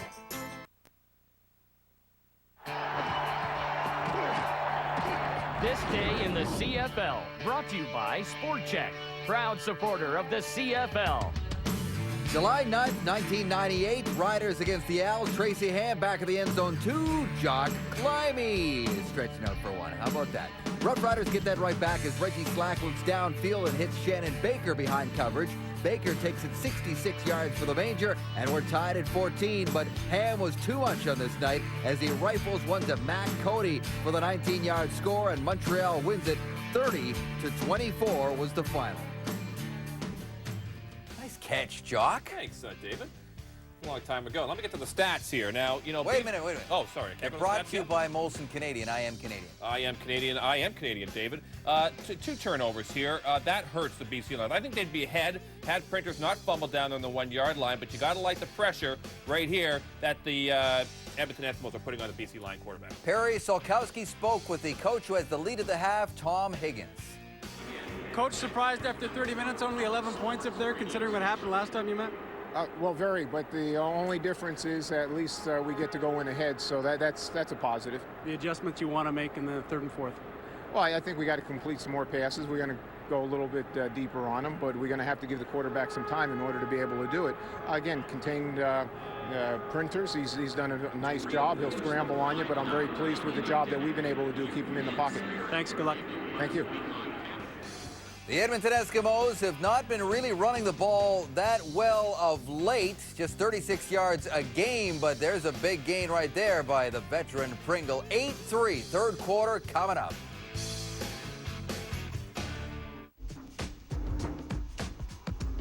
Introducing the Nissan X-Trail. The small SUV with big heart, big style, big space, big sky, big sound, big utility, and surprisingly, a small price. Introducing Extra, the SUV for evolving lives. Oh, if these walls could talk, they would tell a tale of a contractor at the peak of his profession. Because this job went off without a hitch. And Rona was there with you, Steve McLeod, with the right stock in stock, with your order when you ordered it. At least Rona comes through for you every time. Make it happen with Rona, the how-to people. Come on to my house, come on. Since 1954, RBC's had mortgage specialists to help you with the right mortgage. I'm gonna give you peach and pear and The difference is, today they come to you because you've got lots of things to do. Another way RBC puts you first. RBC Royal Bank, first for you. That's me, Jay, over 20 years ago, enjoying my McCain Super Fries. Still do today. Didn't say much back then. And look at all these different varieties of McCain Premium Super Fries. Spicy, extra crispy, great tasting potato, with all the flavor and crispiness we love. It's also good to know that they're all made with 100% non-hydrogenated canola oil. McCain Premium Super Fries. All the flavor and crispness you love with 100% non-hydrogenated pure canola oil. Consider it the next generation. Reebok, the only brand that hangs in every CFL locker.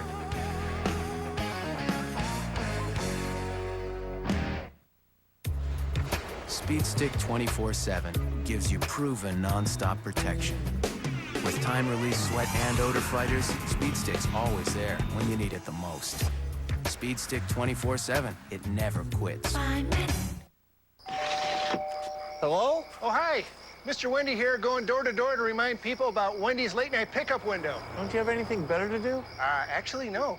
Look, how many times have you been forced to eat something you didn't want late at night? Happens all the time. Well, from now on, go to Wendy's. They'll make you a really good classic double with cheese fresh instead of something you really didn't want anyway. You're with Wendy's? Well, unofficially. So is anyone else home? Yeah. Say hi to Bruno.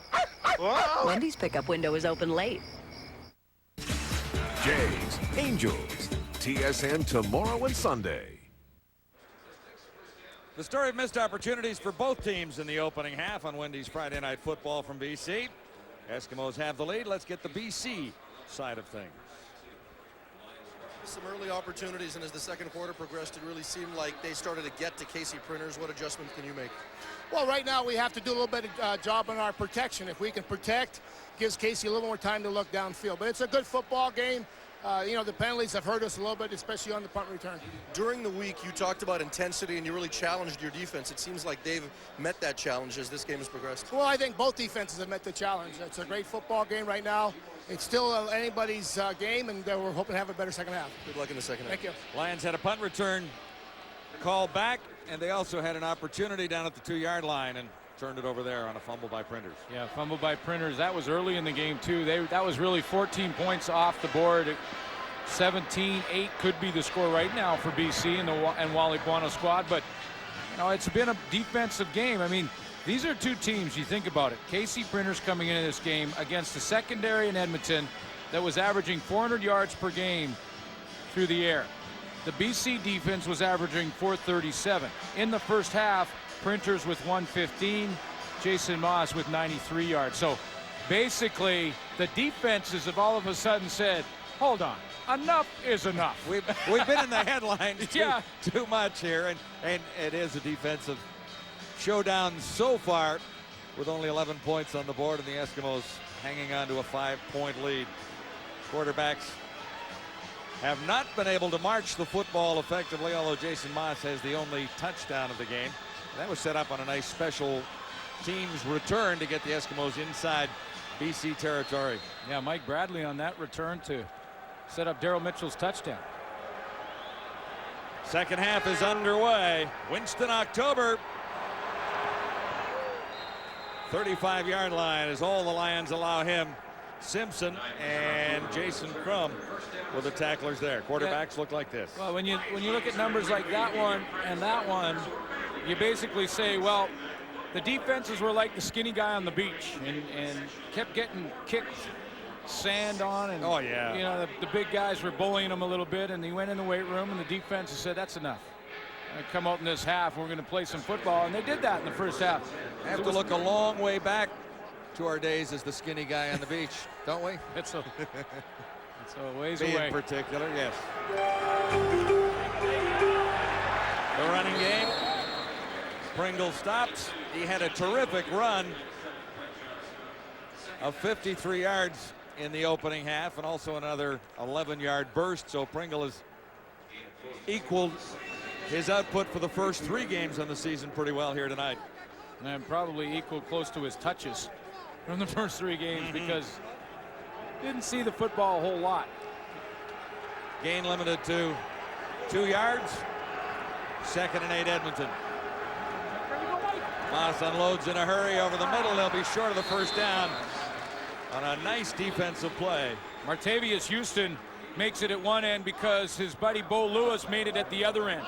See, this is a tandem play between Martavius Houston and Derek Lewis. Here he comes off the edge. Watch how quickly he gets there to set up the one-time hit for Martavius Houston. See, Houston can gamble and jump up like this because he knows Derek Lewis is free. Jason Moss has got to get rid of the football. Houston hits him right in the mouth. And Brock Ralph paid the price there. Cutolo with 1 called back earlier for an illegal block. He's down at the 21 to begin this for the Lions. Sweeping wide to the other side. Lost the ball. Loose, and the Eskimos look like they've got it. It's Mobley with another big play for the Eskimos, this time on special teams. So a huge turnover, and the Eskimos are already in scoring position. Play Safeway $1 Million Touchdown to Win. If your name appears, you've won an iTravel 2000 all-inclusive trip or 2 to Mexico to exciting destinations like Puerto Vallarta, Manzanillo, Ixtapa, or Acapulco. Swipe your club card at Safeway today. Get in on the game. Who is your MVP? Vote for the Rogers Player of the Game using your Rogers wireless phone. Type the first letter of your player's city and his jersey number, then send to Go CFL. Or vote online at CFL.ca. Either way, you and 3 friends could win an exclusive VIP Grey Cup experience, including backstage access at the Rogers CFL Player Awards. Vote for today's Rogers Player of the Game during TSN's 4th quarter. CFL Fantasy Football. Register free all season long at FSN.ca. Pick from 2 CFL Fantasy Football games, casual or hardcore. With great weekly and monthly prizes, there's more than just bragging rights on the line. You could win a Sony 42-inch Grand Vega TV or the Ultimate Dream Workshop from Porter Cable. Think you know Canadian football? Prove it. Get into the game. Get to FSN.ca and sign up now. Must be legal drinking age, no purchase necessary. Nearly every week you hear about a new salad, but rarely does anyone create a one-of-a-kind stick-to-your-ribs, you're not hungry in an hour salad. Introducing Wendy's delicious home-style chicken strip salad. Leave it to Wendy's. It's better here. Frank Cutolo has turned it over again. That's the 3rd time the Lions have coughed it up. Matthew Bertrand, the former quarterback from Laval, on special teams for Edmonton, 35 there, along with Donnie Brady. And Cutolo is caught between the two of them. The ball pops up. Singor Mobley, the man on the spot for the Eskimos. And here the Eskimos set up inside the 25. Good old-fashioned high school option play. And Moss is there. There's a reason you don't see much of that at the pro level. And the reason is quarterbacks are precious commodities. You got it, partner. You don't want to get that guy hit very often. So Danny Machocha can throw it in as the coordinator once in a while as a changeup, but you run that option, your quarterback's getting hit whether he has the ball or not. Jason Tucker to the near side. It's Pringle again. And Pringle for 3, maybe 4 yards, but that's shut off rather quickly. Brent Johnson for the Lions. You know, and this is what Danny Machocha's wanted to do with the offense of this football team, is to mix Mike Pringle, the ability to run an option on 1st down with your quarterback, and that's basically a running play with 2 options for Jason Moss, one to run himself like he did, or to pitch it to Pringle, and that's what he's want. But he's been behind in every game and couldn't do it. Looks like a 6-yard gain for Pringle, and close enough to measure here. We'll see how far the Eskimos have to go. Less than a yard, it would appear. No-brainer for Tom Higgins down there. You're down in their end and you have inside of a yard. You got to believe the big boys up front will get you at least a yard. And a little momentum too from the turnover. So here are the Eskimos looking at 3rd down. And they go gunning for a 1st down to try and hit the end zone again on this drive. A marker is down. Moss will have the necessary yardage. 90% of the time, the defense has tried to anticipate the snap count and jumped offside.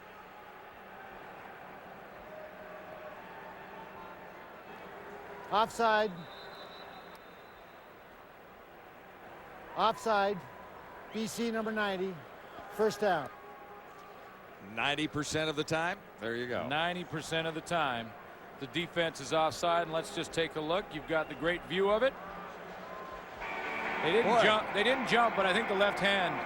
I think the left hand of Tyrone Williams was inside the neutral zone by alignment. That's what they say in defense: alignment, assignment, execution. Line them up right, know the assignment, and then execute it. It's a simple game. It is a simple game. Execution was contemplated a couple of times for the secondaries of these two teams in the early going this season. Simple game for simple guys, or a complex game for complex guys. I'm not sure how that works, but defenses have come to play tonight. We've seen some turnovers. We've seen some good stands. Edmonton Eskimos stopping Wally Buono early in the game on a 3rd and a long one. And yeah, there's some question about that call and why the Lions went for it at that point. But the Eskimos do have the 1st down. 1st and goal to go from the 8.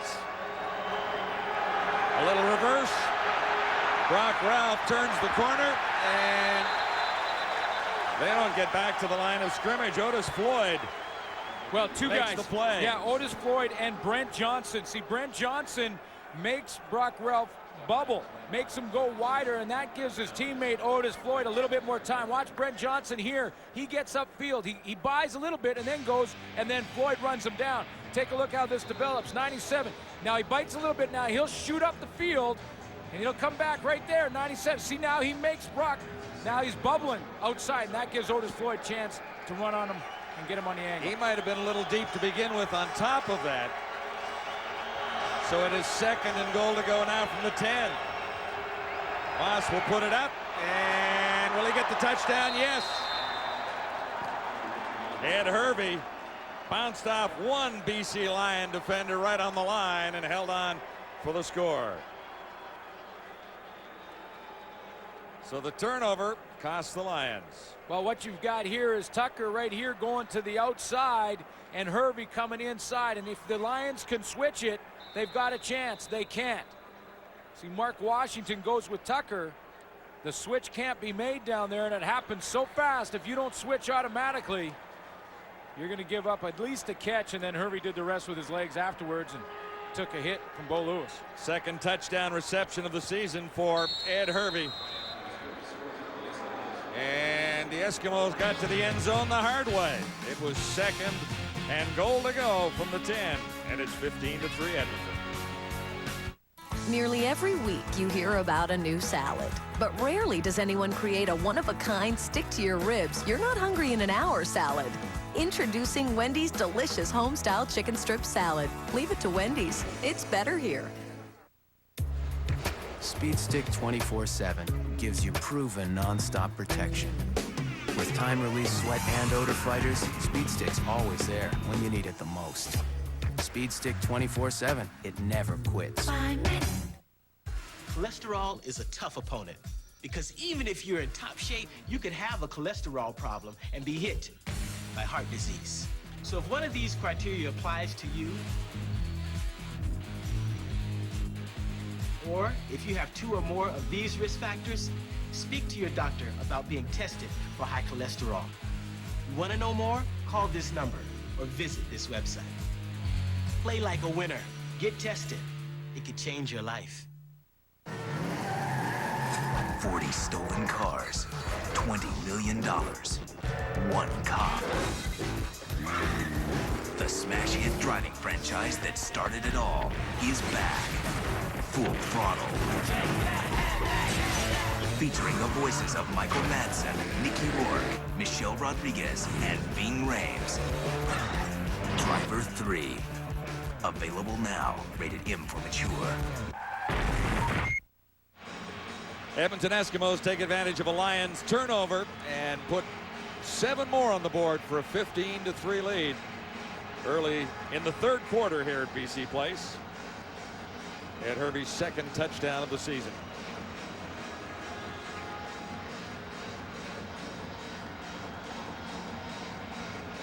Yeah, you want to be able to take advantage of turnovers just like that. And that's been something that the Edmonton Eskimos have been striving to try and achieve, is to create some turnovers. In fact, coming into this game, they had just 1 takeaway. They now are starting to climb up that list a little bit. Just think about that. 1 in 3 games. It's not creating a whole lot of turnovers from your defense. They got 3 tonight, though.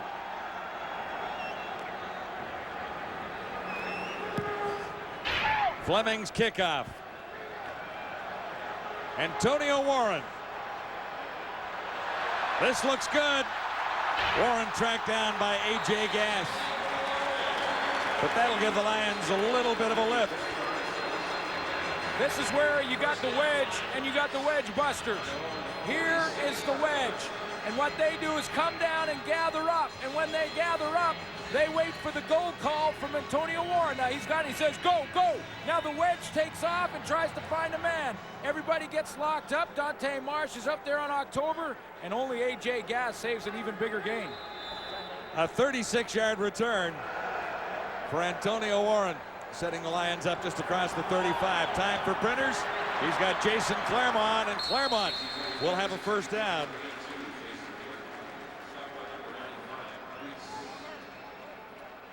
told you, Jason, Casey Printers had 115 yards throwing in the first half. And this is the kind of drive that can really distinguish himself as a leader on the team. He's come off the bench. We know that. He needs to respond to that Edmonton score, get some momentum back. This is an important drive for him and for his teammates. After falling behind, 15-3. Claremont has the first down. Printers stands in. Look for Cutolo. Frank was covering. Well, Casey Printers couldn't have thrown it any better. Marker is down, Glenn. Now remember, Frank Cutolo fumbled on the last return and was hit in the eye, and they looked like they were trying to fix him up on top of his head, just inside his helmet. Offside. Edmonton number 90.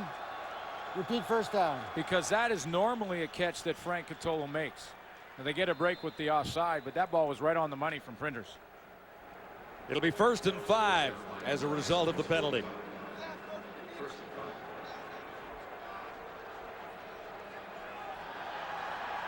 Lions have moved to the Eskimo 45. Mobley. Shotgun for Printers. He has Thelwell. Another Lion first down inside the 30 to about the 28. Robert Grant made the tackle, and that's the first reception of this night for Ryan Thelwell. Here's what we saw in the first half. Steve Barato has made an adjustment in this second half. Mobley off the edge one more time. Look at the adjustment. Printers rolls away. We saw this a bunch in the first half, and Mobley was causing all kinds of problems. Now they come in the second half. Printers rolls away from it. Nice completion to Ryan Thelwell. And the gain is 18 yards.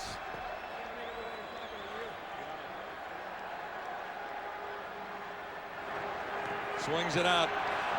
Now Simon looks to throw. He's looking back to the quarterback. Printers goes down, and so does G. Simon. This was the play. The play is designed to go to G. Simon and to throw back to the quarterback Printers. Now here's how it's going to work. Printers throws out here behind the line and then trails out this way. A.J. Gass was not fooled on the play. Printers throws over there to Simon. He's deep enough that he's going to come back. He waits for Printers, who is nowhere near open because A.J. Gass had put his forearm right in Printers' chin and knocked him down to the turf. There's number 77. He's standing there because Printers was nowhere to be found. G. Simon doesn't get a chance to fire the pass and loses 5 yards. Printers stands in, he's hit, and it's caught, but an ineligible receiver is Corey Mantica. Well, that was another case of this time Mobley coming off, and the answer for Steve Barato was to this time try and block it up. Mobley's going to come off the edge. This is the blitz package we've been watching. Here he comes. Now, Jason Claremont's in there, sort of misses him as Mobley makes an inside move, and he makes KC Printers throw that one right to the wrong guy. The big guys aren't supposed to catch the ball. Well, showed nice hands there to hang on to it. He did. Mantica. So here we go on 3rd down. A 39-yard try for Duncan O'Mahony. He made one from 38. And he's got another one. That's taking a little bit of heat off the BC place kicker. 2 for 2 tonight.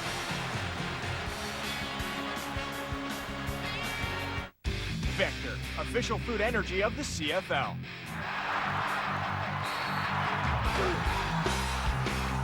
You need energy to play this game. You need energy to watch this game. Vector, official food energy of the CFL. Vector, with protein, carbs, and over 20 vitamins and minerals. Vector, fuel up. Better night for Duncan O'Mahony. He's 2 for 2 tonight. Doubleheader coming your way on Wendy's Friday Night Football next week. The Blue Bombers in Ottawa. Renegades down to defeat tonight. Winnipeg winning last night. And we'll be in Regina for the Argonauts and the Rough Riders in the second half next Friday night. Big game tomorrow for Toronto. It's the Hamilton Tiger Cats in there in Hamilton. Big crowd expected soon too. Sellout maybe? Close at either win? Well, they're pushing. They're pushing. It's close, what I hear. And how about those Tiger Cats with a hot start? unbeaten, 3 straight wins.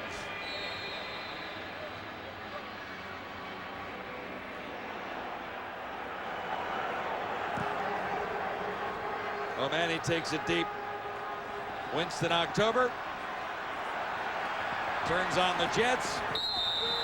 Stopped at about the 32. 20-yard return after the kickoff. 13 of 17. Just 108 yards for Jason Moss, but he has a couple of touchdowns. Yeah, 108 yards is not going to blow you off your lazy boy, but he has the lead in the game, which when you're 0-3 as a football team is really all you care about. 9-point advantage for the Eskimos right now at 15-6. The Lions have managed just 2 field goals.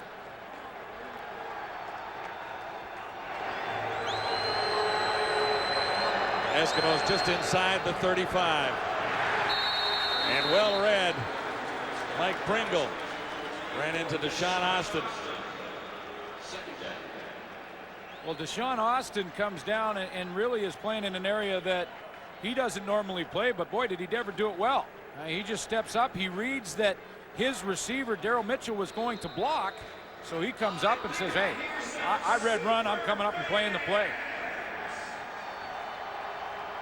3-yard loss, 2nd and 13, facing the Eskimos now. Halfway through quarter number 3.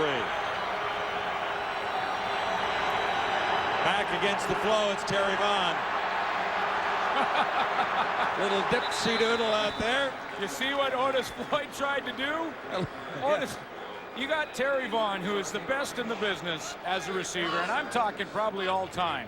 When he catches a pass and you're one-on-one in the open field, Otis Floyd, number 35 right here, is going to go ahead and try and get him in space. Now, this is tough. Watch what Otis Floyd tries to resort to. I can't tackle him. I will trip him. No, I can't trip him. I'll wait for my teammates, and then I'll just get up and help out. Well, he might have slowed him down just a little bit. That's why he's had all those 1,000-yard seasons, 9 straight, because of what he does after he catches the football. 4-time All-Canadian. Terry Vaughn. Fleming is in. Eskimos set to kick it away. Bertolo lost one earlier, and he stopped there. Mobley in on another play for Edmonton.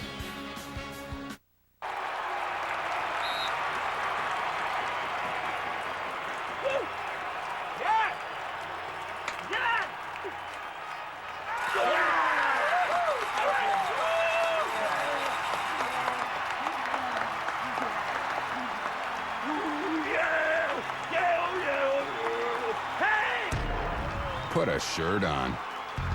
Reebok CFL replica jerseys, now at Sport Check. First down for the Lions and nowhere to go for Antonio Warren. Well, the front 7 for the Edmonton Eskimos have played at a different level than they've played all season long, led by number 27, Singor Mobley. In his 7th season in Edmonton, comes in with 21 tackles. No surprise that he is the leader of this team. Greg Marshall has a nice scheme set up that involves Mobley, and why not center it around your veteran? Mobley has made big plays in this one again tonight. Here he comes. Printers wrapped up and down, and there's a penalty flag.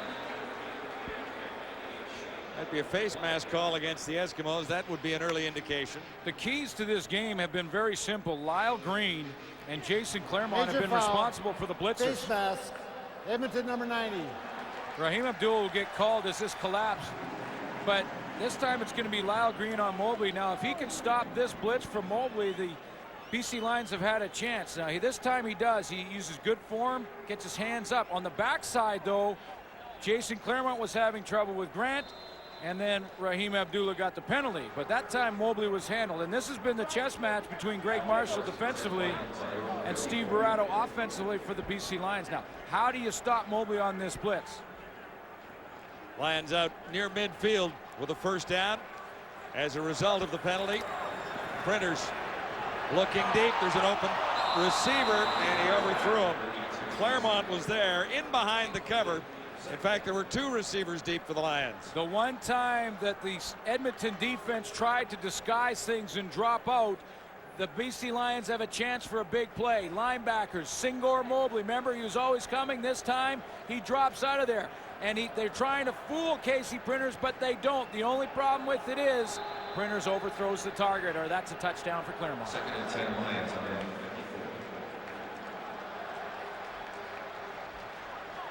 What do you do this time, Greg Marshall? Send him or drop him? Thelwell flanks to the near side for BC. Printers stands in onto the cover. Brazel, and he'll be stopped a little shy of the first down. Donnie Brady got over, and the gain is 9 yards. Now the Lions gambled in the first half. A little bit deeper than this, but not far. I mean, it was very close to this. Casey Printers got up limping on that last play, and that may change Wally Buono's mind in a hurry. Field goal unit comes in, or at least the kicking unit is in. When they did gamble there, John, if you remember, Casey Printers took it on a quarterback sneak. Now he got up limping, so he goes out to the bench, and Wally Buono says, look, my quarterback's limping a little bit. Let's get him, see how he's doing, and let's get that field position. And they'll try and pin the Eskimos deep with O'Mani out of field goal range, obviously standing back at his own 50. So O'Mani will try and angle this out. And there'll be no play for Winston October. They'll spot this at about the 8-yard line. O'Mani does his job. 1st and 10 Edmonton when we come back. Nice ATV. Just a summer toy? You mean it's been here all winter? It'll never start. Sure it will. I kept the battery fully charged with my new MotoMaster Eliminator 1.8 watt solar panel from Canadian Tire. Solar panel? Yeah, you mean like in my calculator? Yeah, you just connect it direct to the battery. Pretty handy. Sure is. And it's great for keeping a charge in your car battery during the winter, too. Just keep it plugged into the power outlet. I keep a more powerful one on my boat, the 5-watt Eliminator solar panel. I can run all kinds of stuff off my battery, like a trolling motor, fish finder, even a spotlight, and the solar panel keeps recharging it. The MotoMaster Eliminator 1.8 watt solar panel is only $29.99. And for more power, try the 5-watt panel, just $69.99. Ready to take a ride? Oh, yeah. See you, boys. Things just seem to get a little easier when you start at Canadian Tire.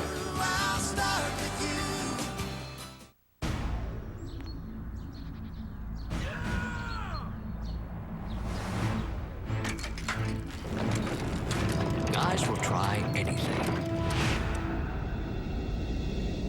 Once. Go to CoorsLight.ca and find out about this year's Cross Canada Trauma Tour. A day of big air, great music, and a bunch of guys who may even be crazier than you.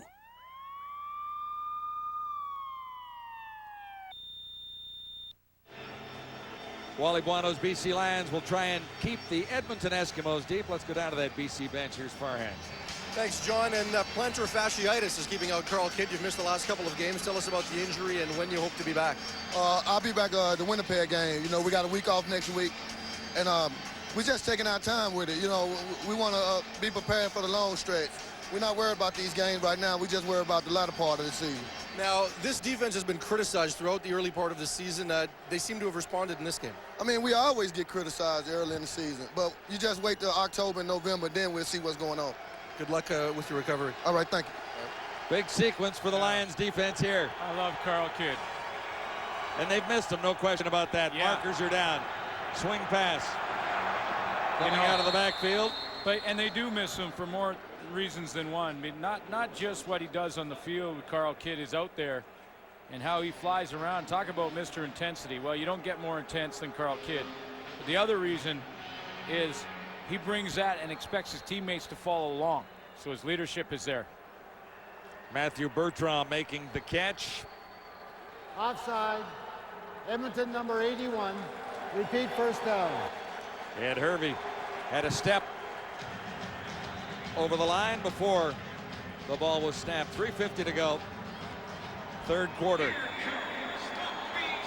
And generally speaking, defensively, the way you think here is to drop off in zone, play a little bit loose, and have Edmonton throw it underneath, come up, make the tackle. The punt team comes on the field. We'll see what they do. Lions defense looking at 1st and 15 for the Eskimos, and another flag flies.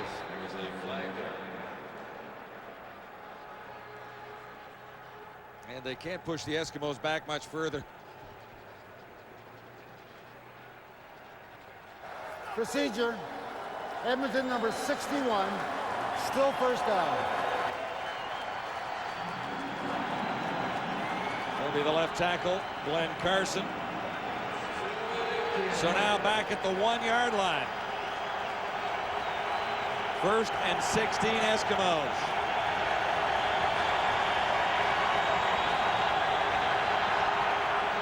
Tipped, and he makes the catch anyway. Great hit from Mark Washington, and somehow Tucker hung on to the football. Tremendous concentration from Jason Tucker. This ball is tipped right here as Barron Simpson drops into his zone. When he drops, he reads the quarterback's eyes, and Jason Moss has this one tipped up in the air. But Jason Tucker right here concentrates on the football. He knows he's going to get smacked. He takes a hard hit right in the ear hole and hangs on. What a huge first down, and Mark Washington took the worst of that. He's still down. They were looking at 1st and 16, and Tucker comes up with a 19-yard gain, so the Eskimos dig out of a deep hole back at the 1-yard line. Boy, that's a big one. I mean, Barron Simpson almost has an interception. If he does there, he walks in. Off his hands, Tucker has the presence of mind to sit in there and hang on for the football and take a huge hit. Now Mark Washington has to leave. That'll move Derek Lewis from linebacker back to the halfback spot, and Martavius Houston stays at safety. Defense has come up with big plays for both teams so far. Player of the game, be sure to vote for the Rogers AT&T Player of the Game. Rogers, your world right now. Text messaging available. And I think we're a long way from deciding who might be the player of the game. Maybe someone on defense tonight. Eskimos crawl out of a hole with a first down for Jason Moss here, and he'll look for timeout. You know, in a 15-6 game, you get one timeout per half, and you have to burn it there. And no question, back in your own end like this, you've got to be safe. So that's not a, not necessarily a bad thing. But now the Edmonton Eskimos don't have their timeout in what likely could come down to a very close game down the wire. Eskimos have a 9-point advantage, 2:31 to go, third quarter. They have an injury. Danny Machocha sends the play on, and then Jason Moss does not see the defense match up properly and has to change it. Hervey to the near side.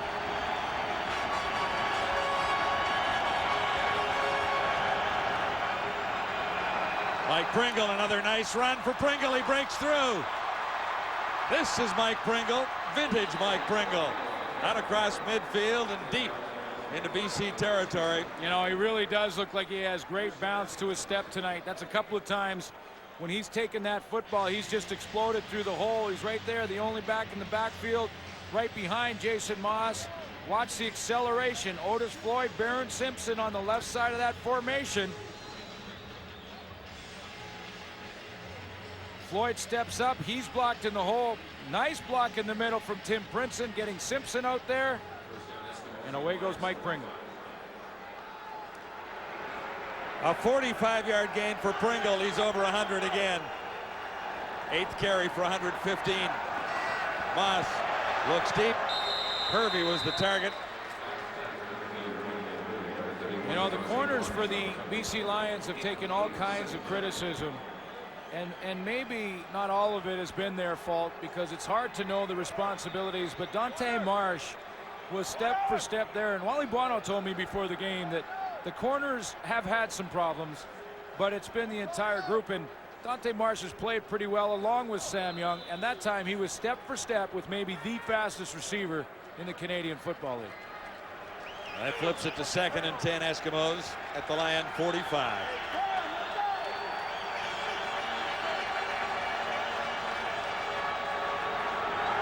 Moss, open receiver, far side. He's got Brock Ralph. And that'll be another Eskimo first down.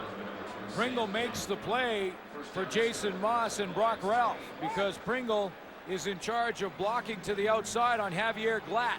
There's Glatt right there. There's Pringle behind the goalpost. Watch how he seals the outside and doesn't allow Glatt to get in there because he's free. Nice block there. That gives Moss another second, and out goes the ball. Fourth reception for Brock Ralph. On the night, he has a 17-yard pickup there. We talked about Pringle's 115 moments ago. 116. Now Pringle's climbing up that list, and this is more of the Mike Pringle that we've grown accustomed to. Of course, we all remember back in 1998, the 2,065-yard rushing season from Mike Pringle. And normally when Mike Pringle gets 100, his team wins the football game. Over 100 yards 71 times in his CFL career. That's the top of the mountain. Very much so. And he's a huge reason that the Eskimos are continuing with this drive. Moss brings it down, throws to the end zone, almost.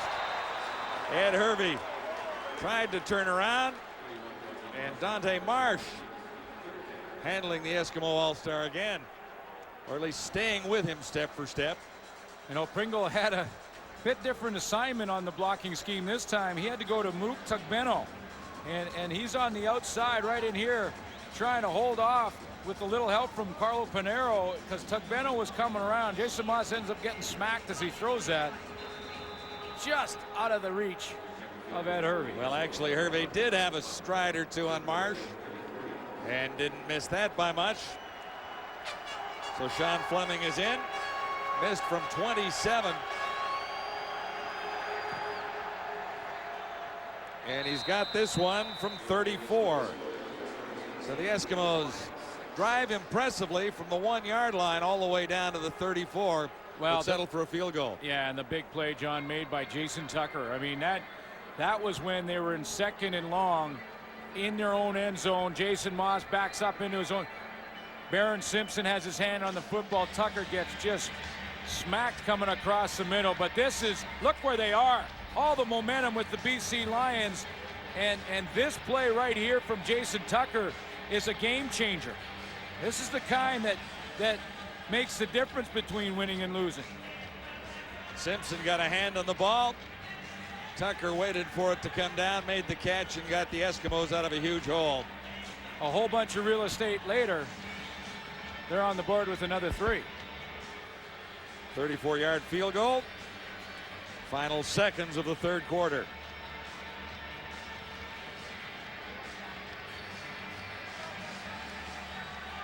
So it's 18-6 for the Eskimos, still seeking win number 1 of 2004.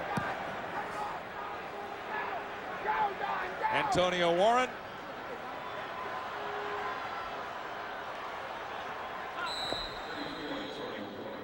A.J. Gass is having quite a night, isn't he? You know, he is, and I was just about to mention that, John, that it seems to me that every time the ball is kicked, A.J. Gass is around it.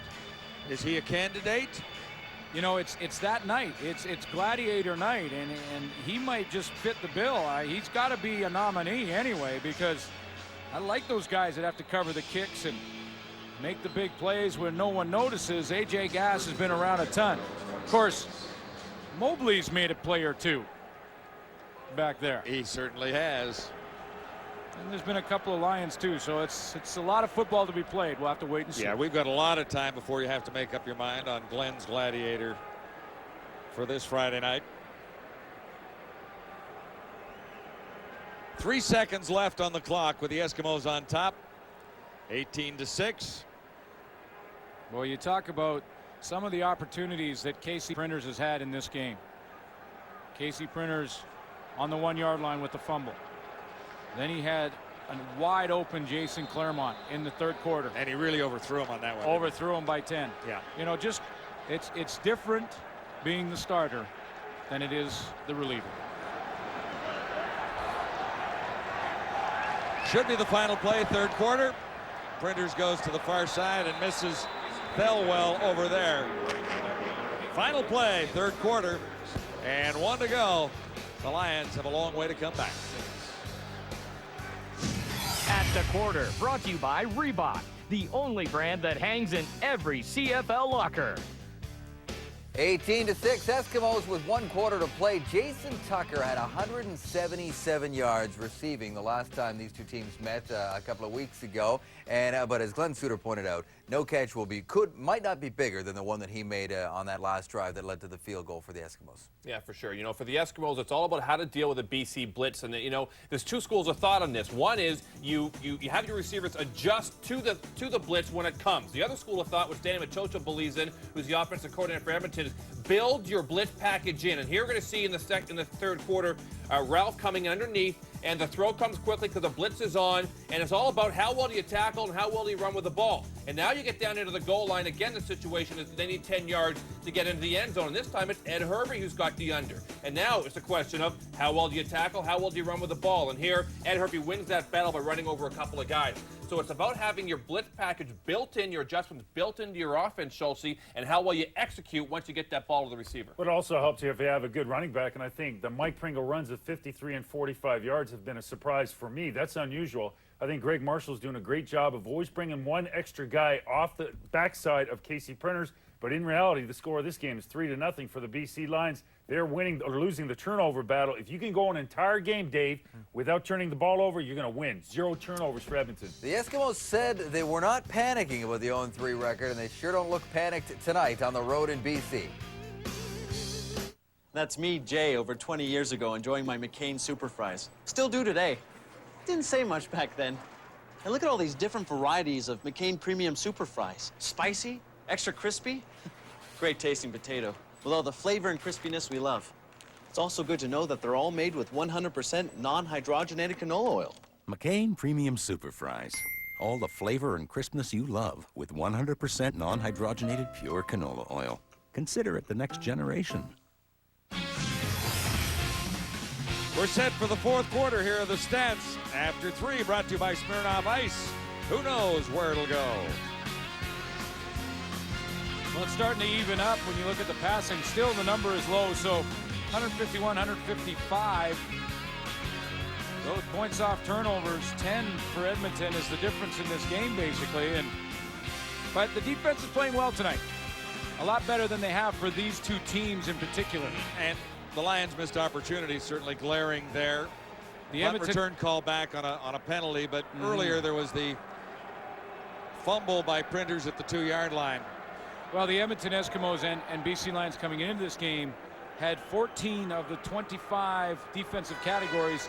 They were dead last in 14 of 25. So to see the defenses respond and have a low-scoring game at 18-6 and low passing totals from both quarterbacks shows that the defenses have responded to the pressure put on them from the coaches. From the 26. 2nd and 10 for Printer and the Lions. Free play. And this is a jump ball intercepted, picked off as Simon was the intended target, and Garrett comes up with it.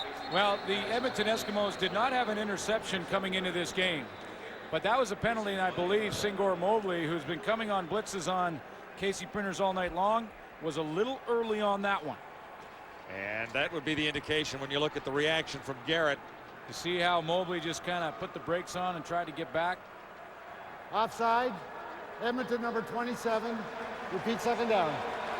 So still no interceptions for the Eskimos through 3 games and 3 quarters of game 4.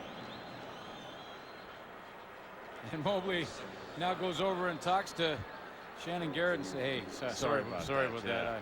I owe you one. I'll buy dinner after the game. Let's just win it. 2nd and 5. Another flag is down, and Printers has Brazel. This will be 1st down yardage if the penalty doesn't go against the Lions. You know, the quarterbacks basically have a imaginary clock that goes off in their head as Brazel's a little shaken up after that play. And if you get to about 3 or 4 1,000, see right now he's at about 3 1,000, and then it's 4, 5, 6. At about 6, 2 things can happen. Either the pocket will collapse and you're going to get hit, or someone's going to be holding somebody so that you don't get hit, because you just can't hold your blocks that long. That time it was Kelly Bates, number 59, who back in that huddle went, man, I can do it for 4 or 5, but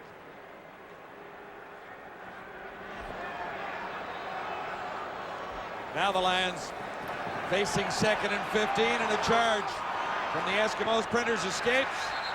Nice toss for Curtolo. He's right at the marker, John, and I think he may have it. I think he will have enough. What a move by Printers, though, on Robert. I believe it was Robert Grant, I should say, coming off the edge. And Grant. Definitely was. Yeah, and Grant and Mobley together have been the 2 blitzers for the most part tonight for Edmonton. And once again, it's the same thing. Mobley from one side, he's picked up and blocked by Lyle Green right in the middle of your screen there. On the other side, Grant is free, and Printers takes care of Grant with his legs. Lions trail by 12 and come up with a huge first down out at the 35 there. Antonio Warren escapes. He's got almost 14 yards.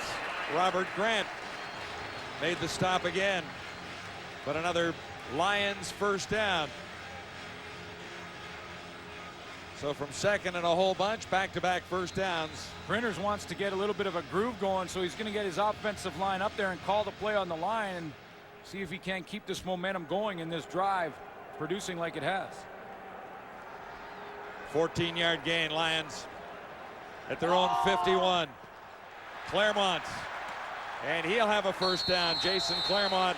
Quincy Coleman made the stop there. So all of a sudden, Printers is hot, and the Lions are rolling. He sure is, and this may be just the thing to settle him down. Call the plays in the line. Now it starts to simulate a practice scenario, and it becomes a little more automatic for Casey Printers because he doesn't have time to think about it too much. Lots of time left for a BC comeback. You know, I love the hurry-up offense. I think it's a weapon that is not used enough by teams. It definitely moves the game along, doesn't it? And again, right here, Warren. Antonio Warren and A.J. Gass had him, but Warren has about 7. You know, one of the reasons that I like it offensively is because you can get in a rhythm offensively. You can get your quarterback rolling. And the other thing is, defensively, you basically have to stay vanilla. I mean, you have to stay in basic coverages because you don't want to get anybody in the wrong place or anyone to make a mistake. So Steve Barato from upstairs, like we thought, let's see if we can get him in a little rhythm here. Little hurry up, little fire offense. Now Greg Marshall has to try and signal the calls in, and that maybe takes Singor Mobley and that blitz package a little bit out of the mix because he can't get the elaborate packages out on the field because they have to be called on the field.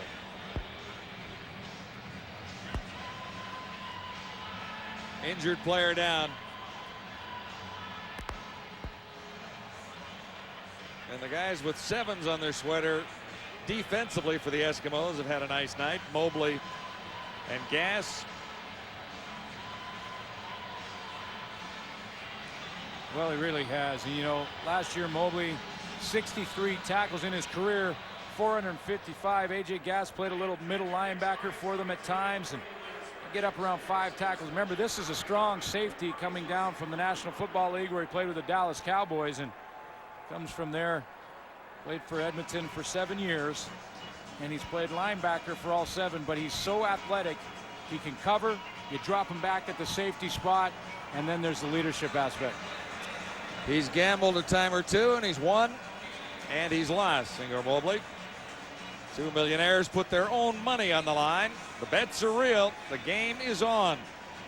The Casino, Monday, 9 o'clock Eastern, 10 Mountain Time on CTV.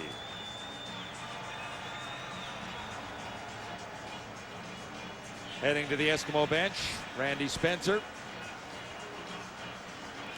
And you wonder, Randy Spencer is a backup rotating guy into the defensive lineup, and he looks okay. And a little momentum from the BC Lions may have just been slowed down by a so-called injury. I'll just put it that way. There you go. Gain was 6. This is 2nd and 4. Printers to his right. And he'll have another first down, and there are flags everywhere in that Eskimo secondary. G. Roy Simon the catch. Well, Simon's going to come underneath what looked like a rub from Frank Cutolo. Now, do the officials consider it a pick is the question. Here comes Simon. He runs the out cut. See Cutolo, he's battling inside trying to get that pick so that they can't fight. The Edmonton Eskimos, Donnie Brady, can't fight through it and get to Simon. Now, was he called on the pick, or was it a rub, or was it illegal contact defensively? Illegal contact on a receiver. There you go. Edmonton, number 37. Penalty is declined. First down. So Cutolo may get an acting award on this one. He played it out pretty well. Well, now it's called a rub. See, if Cutolo was called on the penalty, it'd be called a pick. But in fairness to Cutolo, Donnie Brady was jamming him on the line. He was just fighting through the jam. Take another look. See, they're both square, so there's really no penalty there, even though Donnie Brady has to try and fight around it. Well, that was almost a soccer move by number 86, wasn't it? Well, he got what he went out to get. He did do that.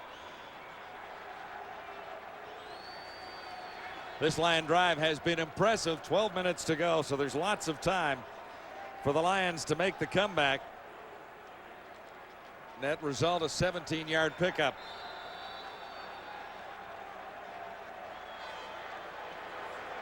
This will be the 9th play of the Lions drive. Printer stumbled, recovered, looks to the end zone, and well, he didn't. He looked to the sideline and just got rid of it. Well, how did he get rid of AJ Gass is my question. Because this time it wasn't just Mobley and it wasn't just Grant. This time it was Gass, and he floored it. Look at Gass right here, going right down Main Street. No one blocks him, and Printers goes, yo! Gets outside of that one somehow and buys himself 1 second to throw that one way out of bounds and save a huge loss. It'll be 2nd and 10. Lions are at the Eskimo 23. Printer stands in and gets a few, well short of the first down with about 4 yards, maybe 5 for KC Printers, so the field goal team comes on. Well, yeah, and it's no sense for Wally Buono at this point to panic. I mean, 11 minutes is another game, basically. He'll get a whole bunch more possessions if his defense can play decent basic football. So take the field goal when you're in scoring range and play from there. Jason Crum will put it down. Duncan Omani is 2 for 2.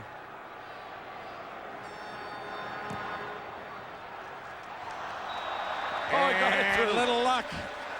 Off the post and through. He's 3 for 3. He called his bank shot. And that's 3 the hard way. Lions climb a little closer. Vote now for the Rogers Player of the Game using your Rogers wireless phone. Type the first letter of your player's city and his jersey number. Then send to Go CFL or vote online at CFL.ca. Play Safeway $1 Million Touchdown to win.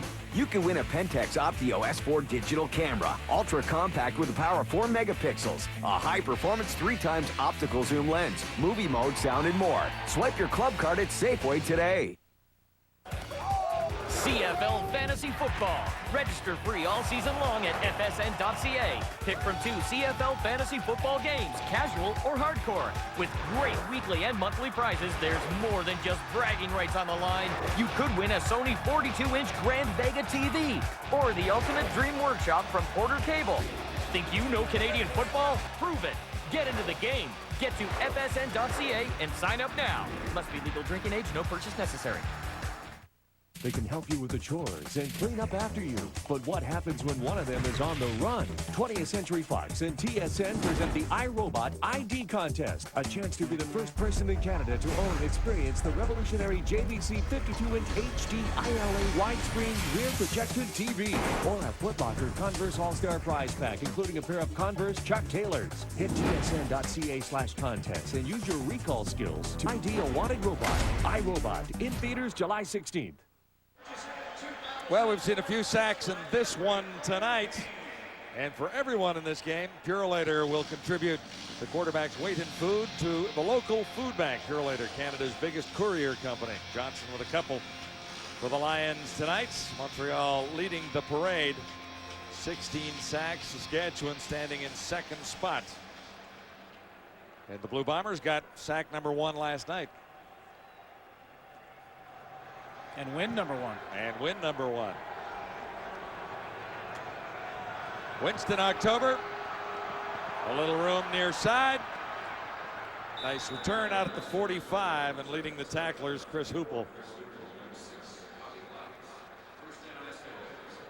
So another test for the BC Lion defense here. They have climbed within 9, the Lions have, looking for win number 2. But the Eskimos are the desperate team on the field tonight, looking for win number 1.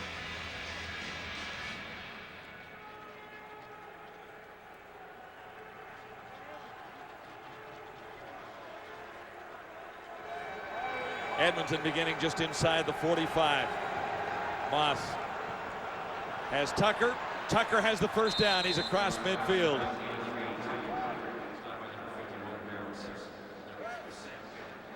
Terry Vaughn's helping out Jason Tucker on that little throw to the outside, getting a block on Javier Glatt. And he's done that a couple of times tonight away from the play, and sometimes Terry Vaughn doesn't need the big numbers to contribute to his team's success. To the right of your screen, you're going to see Javier Glatt, number 6, right there down because Terry Vaughn makes a play. Gain is 12, and here's Mike Pringle to about the 50. You know, that play by Terry Vaughn, those are the little things away from the play that your teammates, when you watch the tape, recognize and they understand the contribution that it makes. And you get 4 or 5 of those little things together where you make that key block for an extra 4 yards or 5 yards. All of a sudden that field position turns into a big play and you win the football game. Pringle has 3 more. This is 2nd and 7 for the Eskimos. Across midfield at the Lions 50. Moss has a strike, and it's Tucker again. Yeah, and Terry Vaughn that time, he pushed his man deep again, opening up some space for Tucker to catch that on the out. And, you know, these are the little things that Vaughn did. Earlier on, I was mentioning that he's done this. Watch this on that reverse earlier in the game to Brock Ralph, that hit on Bo Lewis. Like, that you don't see, because you don't, if you're following the football as a fan, you may miss that one. But his teammates saw it, and that can rally the group. That was earlier on. You saw the block a couple plays ago. He did a nice job there to help Tucker get open again. Little things that make a difference. That was a nice one on Bo Lewis, wasn't it? It certainly was, and Tucker gives the Eskimos another first down. Pringle breaks another one. He'll be short of the first down, but another good run, and Martavius Houston finally put the stop on Mike Pringle after a gain of 8 yards. Nice average tonight. This will really help his average because a couple of big runs for Pringle, just 11 carries, but big numbers in the yardage category, 128 with those 2 big runs. Yeah, 53-yarder and a 45-yarder for Pringle. And he needed those. Take a little pressure off him.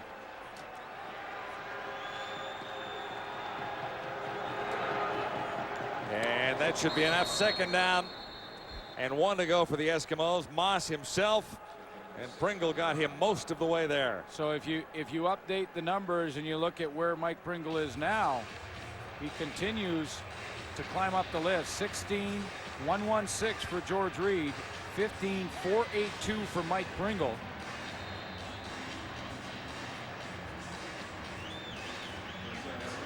You add 1, carry the... Yeah, you figure that out, and I'll carry on here. Let me know when you've got it all added up. Well, I'm just working on it now. 6:34 away now. Nice fake by Jason Moss, and he goes back to Pringle with a short pass. Yeah, and that won't count in that total because that is just a short pass, but it's a forward pass, so it goes in the passing column, not the rushing column.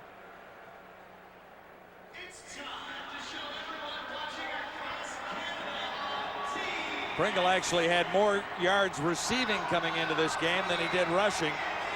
12 receptions for 118 prior to tonight for Mike Pringle, who's shaken up here.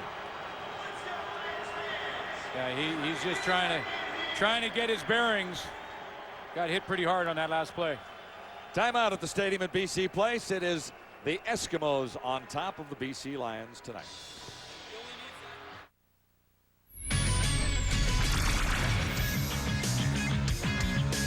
Welcome back to the Sports Center newsroom. I'm Blake Price. Just a reminder that due to Friday Night Football, we're not coming your way with Sports Center until 11 Pacific time. And here's a preview of what we'll have in store for you. Starting the diamond, Jays and Angels tied at 3 in the fourth. Vlad Guerrero sends one back up the gut to play to pair off for Halliday. The Halos knock off the Jays 5-4, the final. Meanwhile, the assault case against Todd Bertuzzi was adjourned until July 22nd today in BC Provincial Court.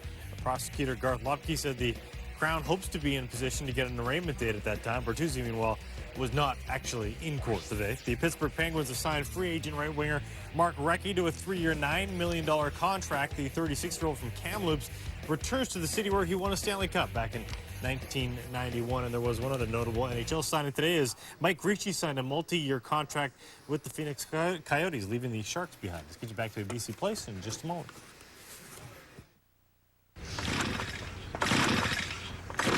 Sure you don't want to try this?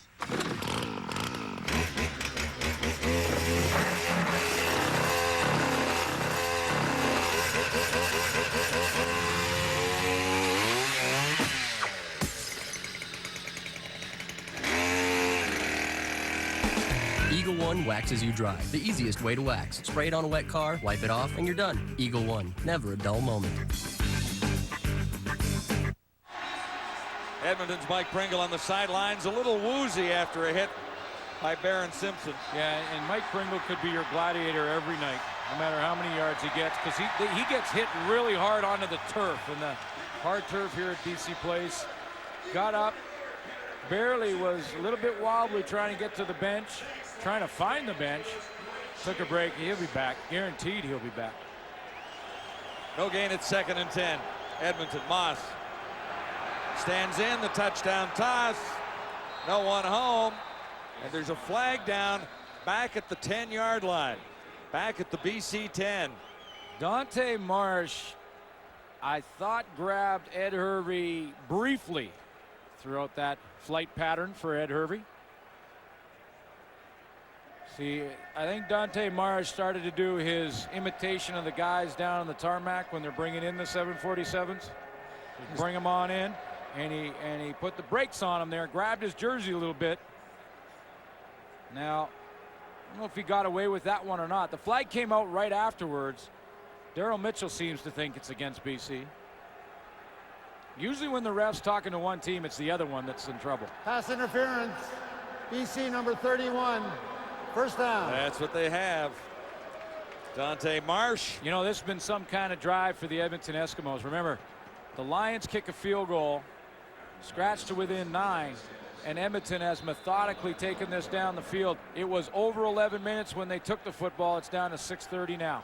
It's not only the march, it's the time off the clock, and the Eskimos virtually guaranteed 3 at this point, but they have a shot at the touchdown on first down.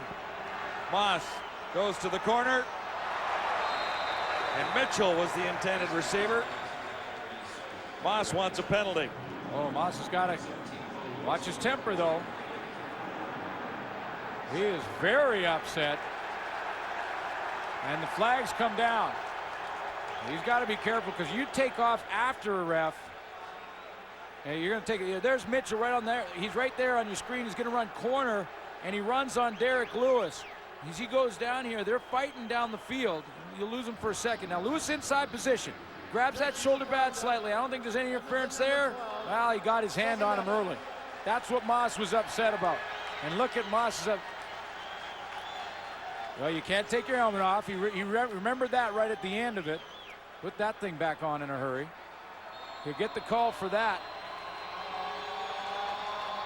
And the ref just took a look and said, okay, you took your helmet off. If you keep coming, it'll be more.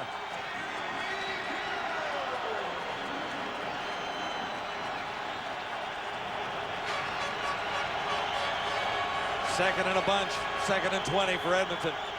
Moss stands in, he has time under the cover.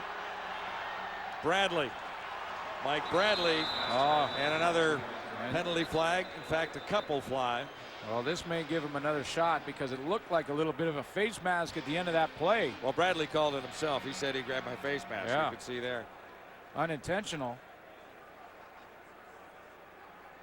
Otis Floyd, well, right there. I mean, that's...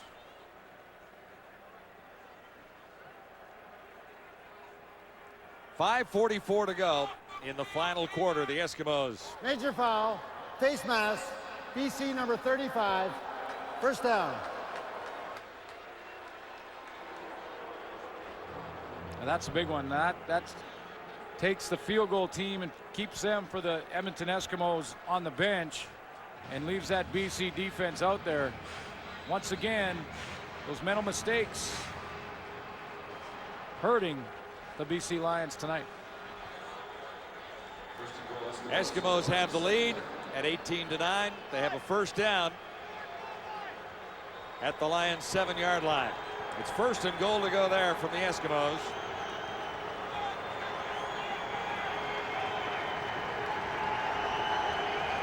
Pringle is back in for Edmonton, and he gets the call.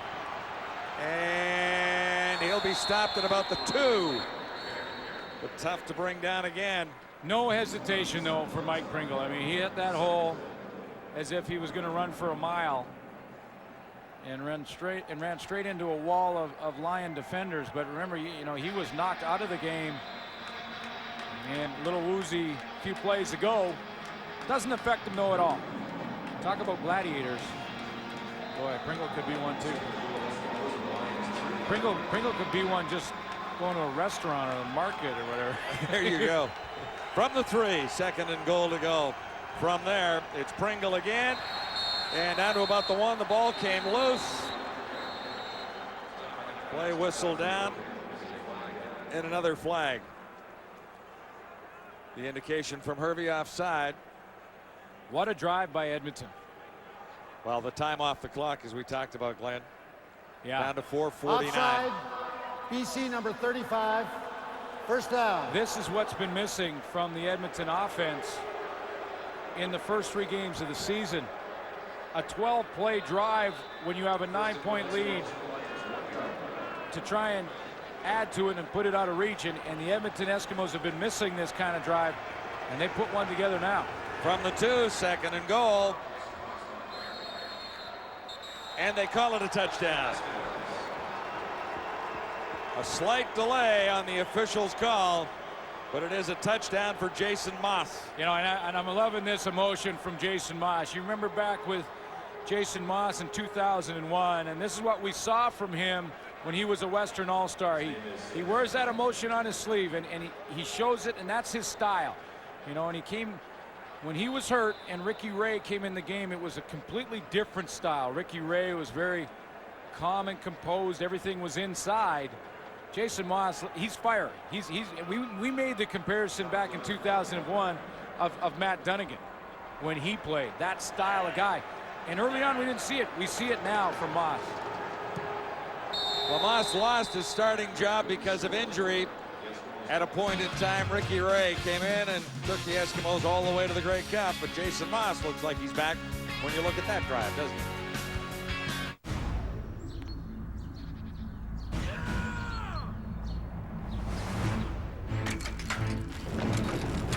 Guys will try anything. Once. Go to CoorsLight.ca and find out about this year's Cross-Canada Trauma Tour. A day of big air, great music, and a bunch of guys who may even be crazier than you.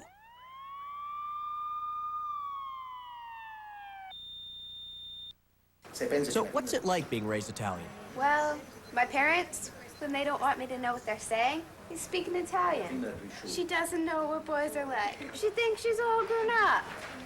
Like I don't know a word of Italian. What else is being raised Italian? A rising crescendo of Italian taste and aromas. Introducing Crescendo Rising Crust Pizza from McCain. Nothing says raised Italian like Crescendo. So, what are boys like? Perfecto. Lunch delivery, coming through. Where's the regular guy? He's busy.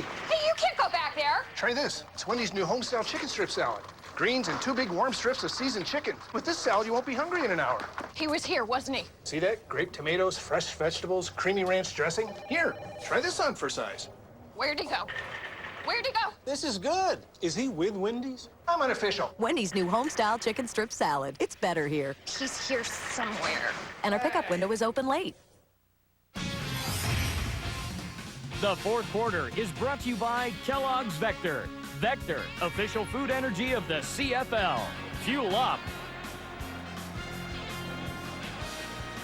Jason Moss engineered an impressive scoring drive for the Eskimos to put Edmonton on top. Oh, and then he walked right over to the bench, and he was screaming and yelling up there and getting all excited. I think he wants to cover this kickoff. Now, the coach probably won't let him do that, but... Antonio Warren rolled out by Brady. So Moss has the Eskimos on top at 25-9. Before you have to stop at these places, stop at this place. Now get 25% off parts and labor on all Monroe brake pads and shoes. Canadian Tire. Let's get started. Well, it would appear it's a long way back, Glenn, for Casey Printers. Yeah, and he's shaking his hand like he injured it or did something to it. Well, he was over there warming up. They had to call and burn their timeout, the BC Lions, because of it. Jason Moss just engineered an unbelievable drive in a crucial time in this game. I mean, he almost 7 minutes.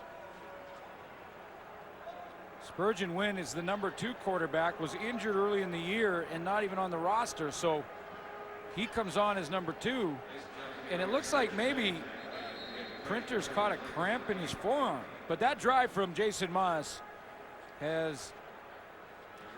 could really be one of those drives that can change around the season for the Edmonton Eskimos. That's pressure's on. Lions have just kicked a field goal, closed the gap to 9, and you go 12 plays, and more importantly, take up 6 minutes and 49 seconds and finish it with a touchdown. So it is, in fact, Spurgeon Wynn in the game for the Lions, trying to bring them back from a large deficit. Not this time, racked up by Rashad Ginty.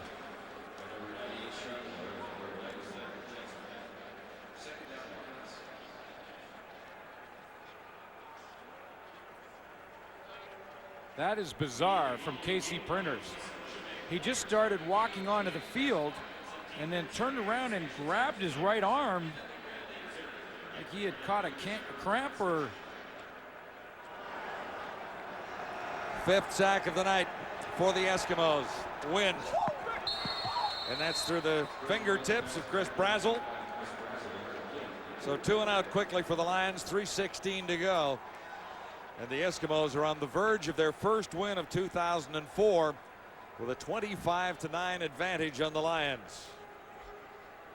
And should Tom Higgins hang on, we would have a 5-way tie for top spot in the CFL's Western Division. Absolutely amazing. Basically, you have every team in the West that can say, hey, we're #1. Yes, sort of. It's a technical tie because there's some games in hand and all that stuff. Winston October misjudged that. He draws flags, and it's at the 45 that October is stopped. Less than 3 minutes to go. It's another Wendy's Friday night from BC. Vote now for the Rogers Player of the Game using your Rogers wireless phone. Type the first letter of your player's city and his jersey number. Then send to Go CFL or vote online at CFL.ca. It was an amazing game. How's the heartburn? It's gone. I took Tums. That was fast. Ever wonder where heartburn goes? No. Interesting thing. When you ingest Tums, it goes directly to the acid in your stomach and actually converts it partially to water. And Tums contains calcium, something your body uses anyway. Anyway. Oh, you should have been at the game. Tums knocks out heartburn fast. That's all you really need to know. 40 stolen cars, $20 million, one cop. The smash hit driving franchise that started it all is back. Full Throttle. Featuring the voices of Michael Madsen, Mickey Rourke, Michelle Rodriguez, and Ving Rhames. Driver 3. Available now. Rated M for mature. TSN HD, redefining the image of sport. TSN HD is proudly presented by JVC. JVC, the HD technology leader. Available at the Brick. Less than 3 minutes to go. The Eskimos in control. It's Wendy's Friday night and Glenn's Gladiator. Well, the Eskimos for 3 weeks may have been suffering the emotional hangover of Grey Cup still, and still not with the intensity, but I think Singor Mobley may have read the meditations of the great Roman Empire Marcus Aurelius when he said, "You will find rest from vain fancies if you perform every act in life as though it was your last." Singor Mobley is our modern-day gladiator tonight. Well, he's made the plays from start to finish for the Eskimos. And Claudius Maximus couldn't have said it any better, I'm sure. Here's Mike Pringle. He might have been nominated, too. Hey, you know, Mike Pringle could have been, and A.J. Gass was another consideration on special teams alone. But, you know, Singor Mobley was just all over the football field. You know, and I even thought for a minute that Terry Vaughn would get a couple of votes away from the play, and that's what the Gladiator is all about. Not necessarily the big numbers, just the guy who is out there, the inspirational leader and battling in the arena. Some might wonder if it's the number on the jersey, but I can guarantee you that is not the case. Tucker had a hand on it. It was in the air and available for a split second, but it'll be 2 and out for the Eskimos with a rather comfortable 25-9 lead.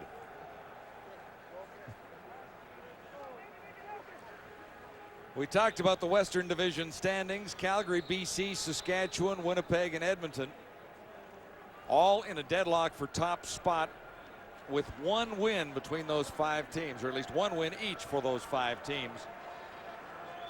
If we can see the Eskimos have this wrapped up here tonight, it might be a little early with 2:24 to go, but the Lions will have to be spectacular to make a comeback out of this one.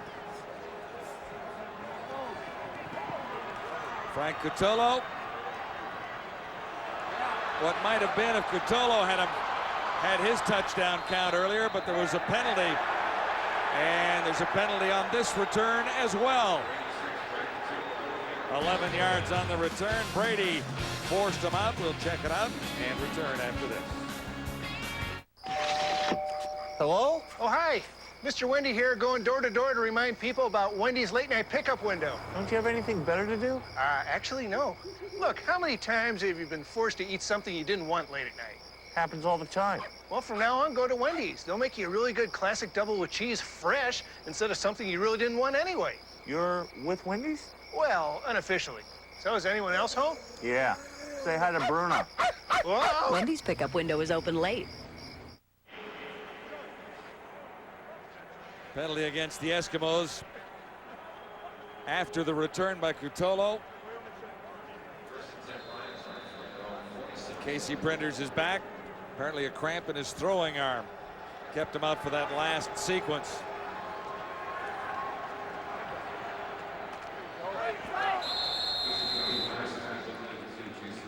Tonight's game story brought to you by Sport Check, proud supporter of the CFL. Well, the Eskimos got the 10 points off the turnovers. Daryl Mitchell had the first touchdown. Mike Pringle over 100 yards for the 71st time in his career. A big part of the Eskimos' success. Hey, O'Mani was 3 for 3. He did his thing, and that'll be a confidence builder for him.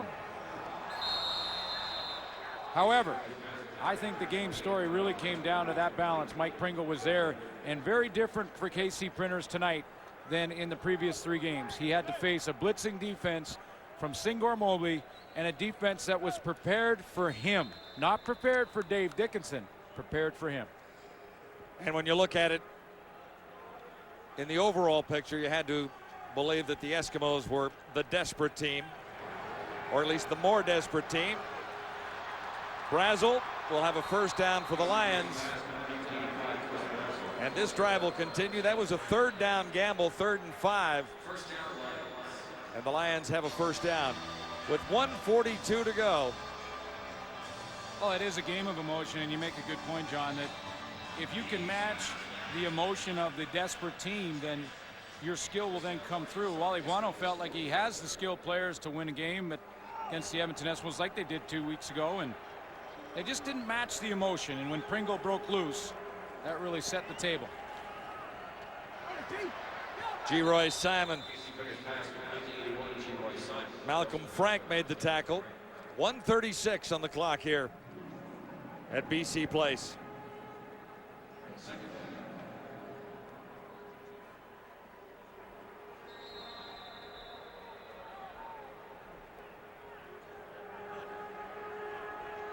It'll be second down, inches necessary for a BC first down.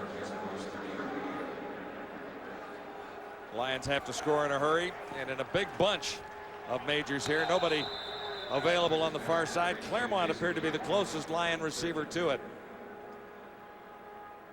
You know, and Printers, when he walks away from this football game, there were some good things. He made some correct decisions, some good reads. He had Jason Claremont wide open when the game was still in balance and missed him by a few yards, but he made the right read and threw it to the right guy. And with the help of Dave Dickinson and Steve Barato, who have a ton of experience, he will develop as a starter.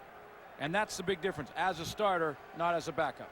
Another third down gamble, and the Lions will turn it over here. And you know, he had a few of those too. Simon had that in his sights with 1:12 to go. It was a long shot comeback at 25-9.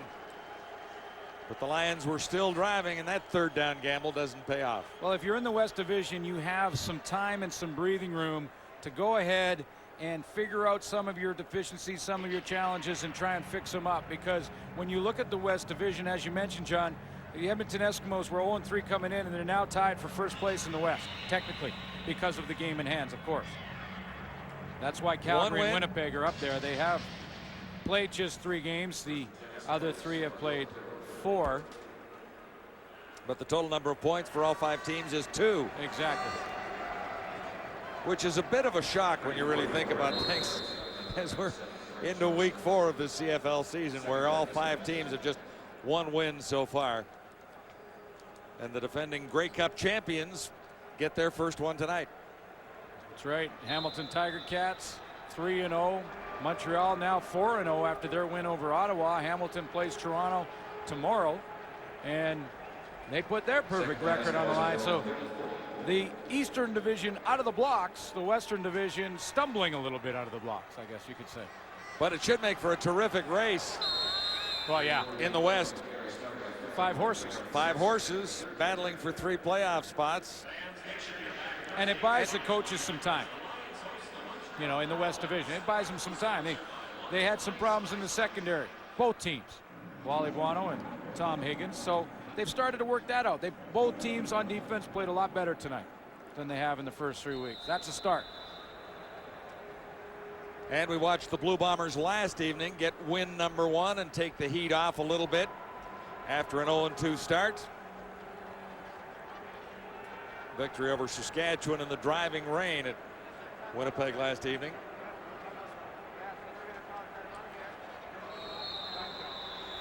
Now 24 seconds on the stadium clock here. The other great story tonight is Mike Pringle and his contribution to this offense, because, you know, here's a guy that starts the season with everybody talking to him as if he's going to break George Reed's record in game 1 of the regular season.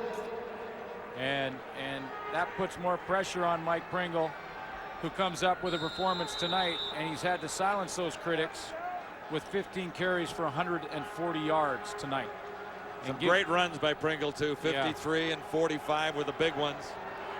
But the Eskimos were able to utilize the running game, and you know, because they were not trailing all evening long, and that's been the story of the first games for the Eskimos, the first 3 games.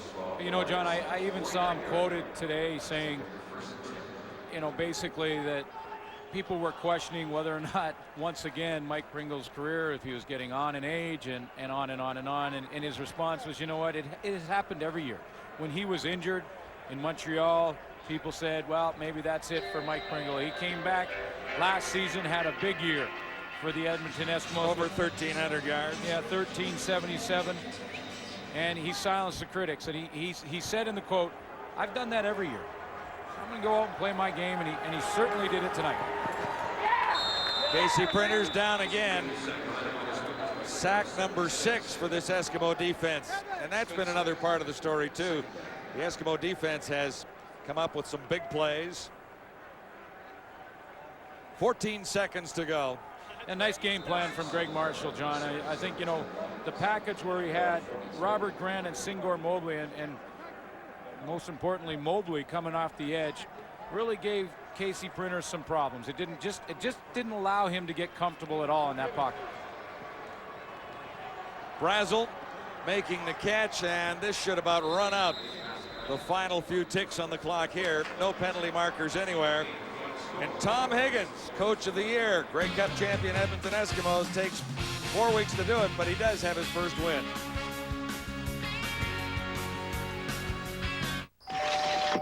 Hello? Oh, hi. Mr. Wendy here, going door to door to remind people about Wendy's late night pickup window. Don't you have anything better to do? Actually, no. Look, how many times have you been forced to eat something you didn't want late at night? Happens all the time. Well, from now on, go to Wendy's. They'll make you a really good classic double with cheese fresh instead of something you really didn't want anyway. You're with Wendy's? Well, unofficially. So is anyone else home? Yeah. Say hi to Bruno. Whoa! Wendy's pickup window is open late.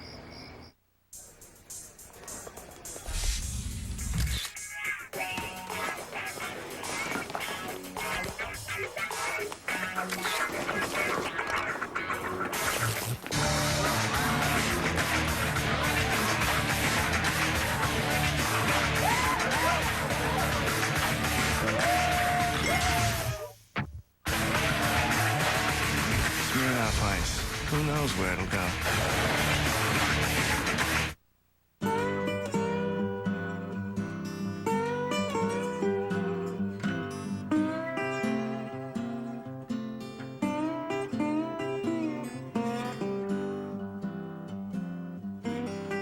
Hand-picked oranges.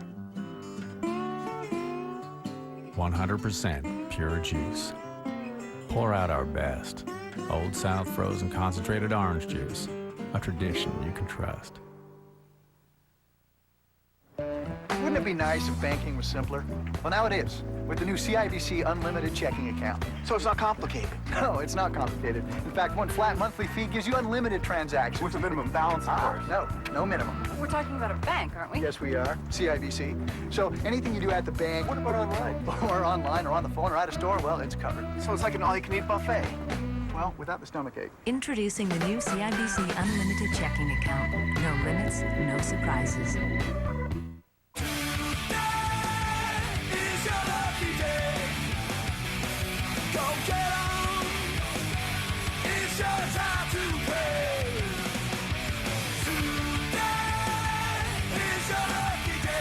Get ready to make the call and win.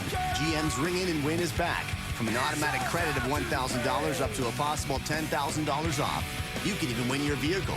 Plus 0% purchase financing on virtually all eligible 04s.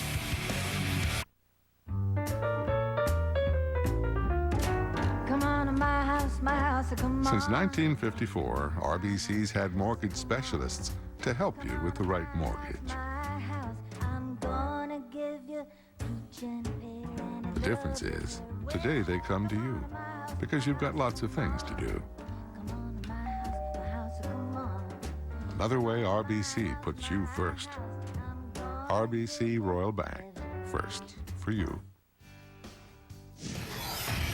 The CFL on TSN is brought to you in part by Wendy's, the official hamburger of the CFL. Wendy's, it's better here. By Molson Canadian, I am Canadian. By Rona, the how-to people. And by Rogers, your world right now. Week 4 in the CFL wraps up tomorrow night. The CFL on CBC should be a good one. Toronto at Hamilton Ivor Stadium. Could have a big old crowd tomorrow. Check it out on CBC starting at 6:30 Eastern. Our next game is coming at you next Thursday. Wendy's CFL Live. The Calgary Stampeders going to Montreal. The Alouettes are 4-0. The next edition of the TSN Sports Center coming your way at 2 a.m. Eastern Time, 11 p.m.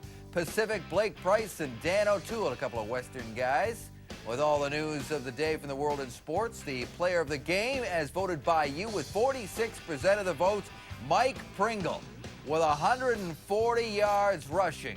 And a big Eskimos win on behalf of Jock and Chris and our entire crew. Thanks for watching. You are watching TSN, Canada's sports leader. Welcome back to the Sports Center News from everybody. I'm Blake Price. We are getting a little bit closer to Sports Center. 11 Pacific time, and here's a look at what we have in store for you. Pretty busy night in the world of sports, all things considered. Friday Night Football, Battle of Unbeatens going in. Owls engaged. A huge night for Autry Denson. Ran for 3 TDs, caught another one. Montreal thumps Ottawa 46-22. And the Diamond Jays and Angels tied at 3 in the fourth. Vlad Guerrero changes that. And the Halos knock off the Jays 5-4. Expos and Pirates in San Juan. Great night for Trail BC native Jason Bay. Had a pair of home runs as the Bucks stumped the Spos 11-zip. And the Pittsburgh Penguins have signed free agent right winger Mark Recchi to a 3-year, $9 million contract. Recchi returns to the Pens, where he, of course, won the Stanley Cup with it back in 1991. All those stories elongated on SportsCenter. Coming up very soon. Stay tuned for the Ford Seniors Players Championship in just a moment. Got you a strawberry tart. Oh, I love these. Didn't you get one? Yeah, sort of. Sort of. Mine had chocolate. Chocolate? Yeah. That was an option? I'll be back. Who can resist? Fresh strawberries topped with decadent chocolate and a rich chocolatey mousse. Try Tim Hortons Irresistible Original or the new Strawberry Chocolate Tart. Your strawberry chocolate tart. Always fresh at Tim Hortons.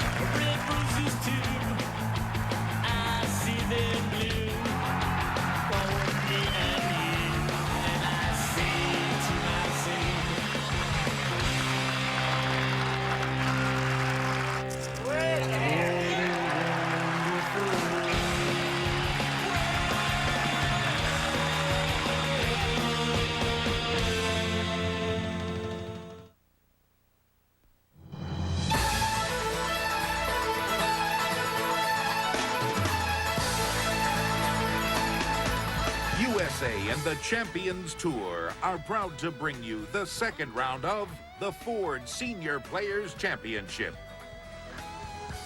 From above the beautiful fairways and elegantly contoured greens of the Tournament Players Club of Michigan, there is always something special in the air when a major championship is at stake. And this week it's the second major of the year and begins a streak of 3 consecutive majors on the Champions Tour. The setting is this beautiful Jack Nicklaus design, which has hosted the Ford Senior Players Championship for the last 14 years. And as you can see, ideal scoring conditions under brilliant sunny skies for the second round of the Ford Senior Players Championship here on USA. And we have quite a story developing. Our colleague and fellow announcer Gary McCord has taken the second round lead, working on the low round of the tournament. He is 8 under for his round today, and Peter Costas playing his third shot at the par 5 17th. Very smart, laid up to 75 yards. Perfect yardage for Gary, and another birdie opportunity awaits. A chance to get it. For me to use. I missed it though. But I'm trying. Not bad. Not bad. How many under, Finchy? I have no idea how many I'm under par. About 10, I think. 10 for the day? How many? Can I stop thinking about 59? 59? Yeah. That was a while ago, wasn't it? A course record, you think? Dang it. Course record. He has a chance for the course record, Peter, which is 63. And he won't be 59 for a couple more years yet. That's right. But his play today has just been outstanding. Had a stretch of 8 birdies in 11 holes. Now has a chance to get it to 11 under par here at the 17th.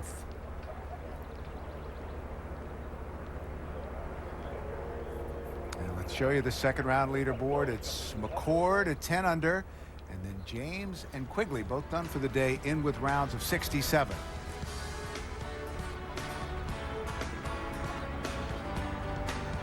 Greg Stadler, you saw his name, our defending champion. Tom Kite concluded his play today, round of 68 after even par 72 yesterday. And hello, everyone. Welcome to the 18th Tower. Bill McAtee along with Peter Costas. And Peter, we're going to talk about Gary in just a moment. But what are the primary differences between a major on the regular tour and a major on the Champions Tour? Well, I don't think there really are. To me, major championships really are around good ball striking, which we're seeing so far this week, patience, which you must have in a major championship, and making the critical putts at the critical time. And I think those rules apply whether it's in junior golf or the PGA Tour or on the Champions Tour. How about the play today of Gary McCord? I mean, I have not seen him play this well ever. Well, the ball striking has never been an issue with Gary McCord. He's one of the best ball strikers on the Champions Tour. Patience, well, that's an issue that he's had to deal with here and there. And then again, the critical putts, I think, is the key point for Gary. He has missed some critical putts this year, and then he gets down on himself a little bit, and then that kind of snowballs into a score that he really shouldn't be shooting for the way he's striking the golf ball. Shot a 70 yesterday, came up with us for about an hour and a half, and was a little bit grumpy when he first came up. Not too grumpy today. Let's introduce you to the gentleman helping provide our coverage today. Mike Hulbert is at 16, Peter Osterhaus at the 17th, and down with the players, John McGinnis, part of our USA Network crew this week. So it's Gary McCord with a birdie opportunity coming up at the 17th. Our leader currently by one shot over Mark James and Dana Quigley. Quigley playing in his 250th consecutive Champions Tour event. And let's once again return to the play at the 17th. And this is Bobby Lincoln, who's playing with Gary McCord today. And Gary playing the hole very similar way he did yesterday. Didn't challenge the green with his second shot. It's a very firm green. He laid up almost identical yardage, just over 70 yards. Made birdie yesterday. This for another birdie. And one of the very few misses. 9 birdies in an 11-hole stretch in the middle of the round. Had a 70 yesterday with 4 bogeys. So made plenty of birdies in round 1 and everything coming together in round 2. A one-shot lead over Mark James and Dana Quigley. Both finished their second rounds in 67. And a chance gone there. It's a nice pitch shot. Well, let's take a look at some of Gary's round today. After opening with a 70, here he is at the par 3 12th. Peter? Playing 144 yards. Just a real solid effort. And as I said earlier, ball striking is not the issue with Gary McCord. This was the critical area of his game. Started walking before it ever hit the cup. And at the 12th, they spin that wheel, and whatever it lands on, the prizes are tossed out. Sometimes it's a cap, it might be a towel, and so Gary rewarded the gallery with his efforts, and we move ahead to the 13th now, the par 5. Out of the first cut of rough, able to go for this green in 2. A really fortunate bounce there. It released off the bank. If the ball had gotten hung up there, it would have been a difficult up and down, but he went ahead and 2-putted for birdie. So on we go to the 15th, another par 3, 178 today. This was a 6-iron, no stress. Good, solid-looking golf swing. Good, solid-looking golf shot. Setting up another birdie opportunity. This will go to -10. And does.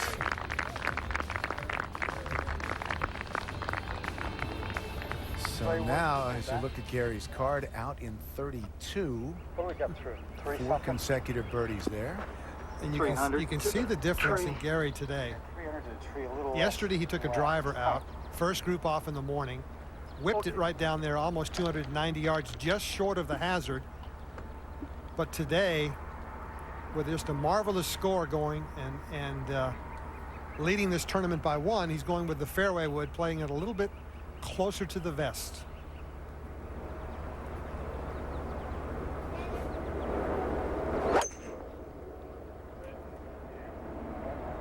Thank you. Fairly casual about that, and well done. You know, that's just a solid-looking golf swing from Gary McCord, which he's had for a number of years. What makes his golf swing so solid is his ability to just turn his body. He gets the shoulders turning beautifully going back, and then he'll clear the hips coming forward beautifully. And that rotary action of his body really allows him to keep his club on plane. It's a good tip as you get older in life. If you want to play solid golf, you have to still be able to turn. Frenchy, what do you think? I think it's a beautiful day. It's a long, lonely walk, isn't it? Huh? Just a man and his ball. But you have to hurry to get up to the tower. I don't think, am I going to go to the tower? I've got to ask him if I have to go to the tower. He's going to turn us down. I do? Yes. Oh, okay. Right after media. All right, media, and then I'll go up to the tower. Let's go birdie this hole.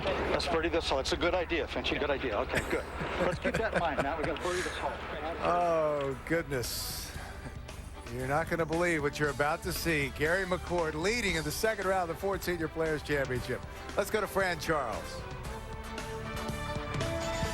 PGA Tour Today on USA is presented by Expedia.com. Don't just travel, travel right. Welcome inside the USA studios. This is PGA Tour Today, presented by Expedia.com. I'm Fran Charles. Gil Morgan's been down this road before. For the second straight year, Morgan owned the first-round lead at the Ford Senior Players Championship, the three-stroke margin, the largest in tournament history. The good doctor hoping for better fortunes this time around than his eventual fifth-place finish in 2003. Morgan's been a staple on the Champions Tour for 8 years. The 57-year-old showing no signs of slowing down. He's tops on the money list, third in driving distance, third in putting, and third in scoring average. He leads the tour with 26 rounds in the 60s this year.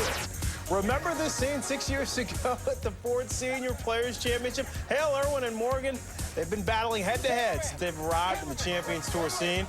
Morgan ended up winning this event in '98. Irwin, he finished second, but came back and won a year later. A mini head-to-head comparison. Overall, Irwin's won 40 times on the Champions Tour, Morgan's 23. In '97 and '98 combined, the numbers were close, and in 2004, the rivalry getting a new kick. Irwin is one of 4 multiple winners on tour, but right now, Morgan tops the money list. From the second major of the year on the Champions Tour to the third major on the PGA Tour, citing a bad back, Fred Couples will miss next week's British Open at Royal Troon. Couples owns an impressive 8 top 10s at the Open Championship, including 6th and 7th place finishes at Troon in '89 and '97, respectively. And 5-time Open champion Tom Watson now says his tricep injury will also keep him out of the field for next week's major. Watson was forced to withdraw from this week's Ford Senior Players. He's now targeting the Senior British Open in 2 weeks as his return to defend his title. One more quick note, 5-time Champions Tour winner David Graham will be sidelined indefinitely due to congestive heart failure. The former U.S. Open and PGA champion is back at his home in Montana receiving treatment. Solid scoring conditions today. Gary McCord taking full advantage. Let's send it back now to Bill McAtee and Peter Costas. All right, Fran, thank you very much. As you look down from above at this marvelous facility, Jack Nicklaus designed golf course, the TPC of Michigan here in Dearborn. The 18th, 450-yard par 4. And John McGinnis is down with this group. John, very little wind today. It's an absolutely perfect day out here. There is a there's a sense of disbelief following Gary's group. As he comes off the tee, walking down the fairway, everybody's clapping for him, screaming his name. And there's a bit of tension. He looks great. I don't think that I've ever seen him control his golf ball as well as he's controlling it right now. Every shot goes exactly at the target. What does he have left here, John? He laid pretty far back. He has about 190, 191 yards. But a perfect angle, just left of the tree. The bunker shouldn't come into play. He can land this short and chase it back to the hole a little bit. Bobby Lincoln will be first. He's at +1. South African who can really hit it a long ways. And that's a heck of a shot right there. Boy, Bobby. Now, Gary laying back as far as he did is really not, I don't think, a big problem today because the hole is located in the back portion of the green. So if he flies this about 182, maybe 185, he has normally a very low trajectory to his shots. This should hit and release back to the hole. Do my best.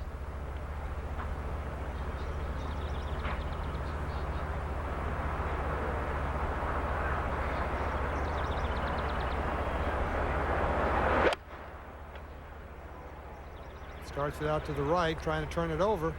That actually clipped a tree branch on its way by and knocked it down quite a bit and never had a chance to turn over. I didn't either. Well, if I was going to hook it, I was aiming right at that bunker, and the tree is kind of the bunker.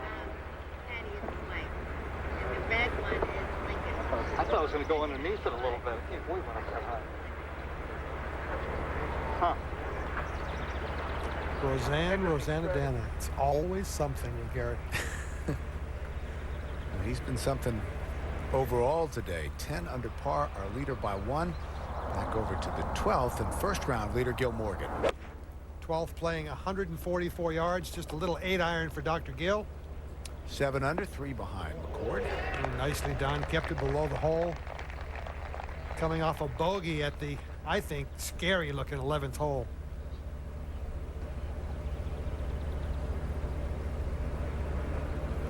Earlier in the group ahead, Larry Nelson for a second consecutive birdie. That got him to 5 under. Well, when you look at the leaderboard, Bill, you got McCord, James, Dana Quigley, Bruce Fleischer, you got Gil Morgan, Larry Nelson. These guys are all great ball strikers, and that's what you'd expect to be at the top of a major championship leaderboard. General characteristics of this golf course? I think it's a second shot golf course. There are a lot of forced carries that when you have wind like we did yesterday, I think makes club selection very, very difficult. However, when you have benign conditions like today, it is a golf course that these guys can really attack, and they are doing it today. Good overview of the 18th hole. Ample area off the tee. There's one of your forced carries at 12 with the pond. Water comes into play on 13 of the holes here. And there's in the middle there, you have the 17th hole, the par 5. And now a look from behind of the 18th hole. This golf course sits on land which was originally purchased by Henry Ford himself back in 1915. Now Gary has now probably a good, what, 60 feet, John McGinnis? It's every bit of 60 feet, and it has 2, 3, 4, maybe 5 breaks in it. It starts on the top level, goes down through a swell, then back up at the hole. It should come back to the right a little bit. This is no easy 2-putt right here. A little while ago, a teacher named Stan Utley came to work with us at our golf schools in Scottsdale. Gary and McCord and I have a golf school in Scottsdale, and Stan Utley came. And he's quite the putting guru, has helped, in particular, Jay Haas. And Gary worked with him a little bit and has really given him a lot of confidence in his putting stroke. It's given him some direction. As I said, his ball striking never been in doubt, but he always used to fiddle with it. He had a new theory every 4 holes on putting. So to say the least, his patience was not always there. So long try for birdie. 75 feet, 4 inches, according to ShotLink.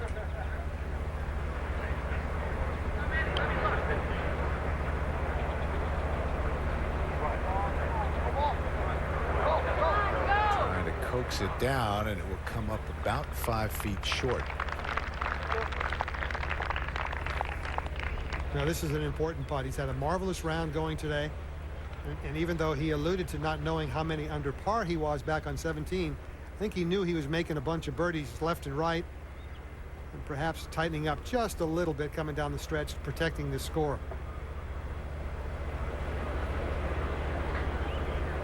You think him knowing? I think he knew exactly when we were coming on. on. 2 o'clock that I couldn't have bothered him. Well, a par here gives Gary the low round of the tournament. A bogey will tie him for the low round of the tournament.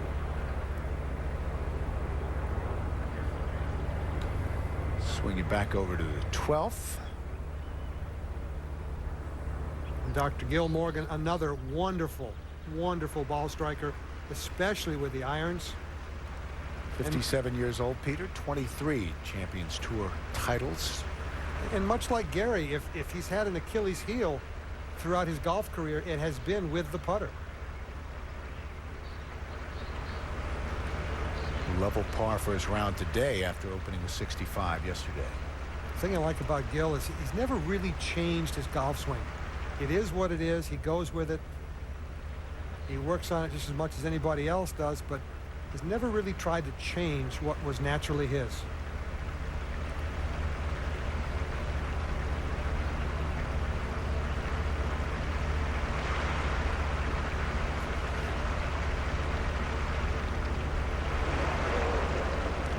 He knew it the moment he made contact. Back at the 18th. Gary sizing up his putt for par now. If anything, John, is this going to try and get away one way or the other? I think it'll probably try to get away to the right. There's a slope just in front of the hole there that can send this thing needs to be hit nice and solid inside left. Just like that. Well done. What a great round for our friend and colleague Gary McCord. 64. And a one-shot lead in the second round of the Ford Senior Players Championship. Peter, I happened to be with him when he won for the first time at the Toshiba down in Newport Beach. It was an incredible finish, a 5-hole playoff with J.J. John Jacobs, one of his closest friends. Thanks, ladies and gentlemen, boys and girls. It was very tidy. I actually played fairly smart, didn't do anything stupid, which is not me, and I kind of semi had fun out there. Well, we'll see if we can get a word with Gary. A lot of them. If I get the right amount of cash, yeah. When he's done signing his scorecard. But to finish the story, after he won, he came into the locker room and he sat down and he just said, you know what? I cannot believe I finally won. I actually won. He was as stunned as anyone. And he played just marvelous golf that day. Another great round for Gary McCord. 64, low round of the tournament, a one-shot lead here in Dearborn.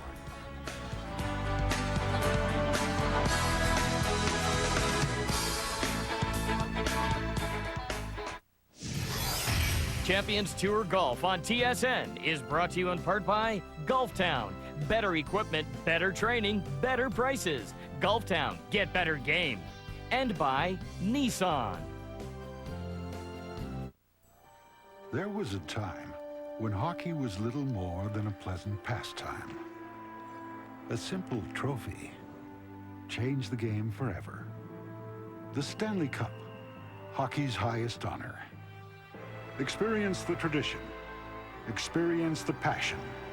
Experience the Stanley Cup Odyssey. Now playing at the Hockey Hall of Fame.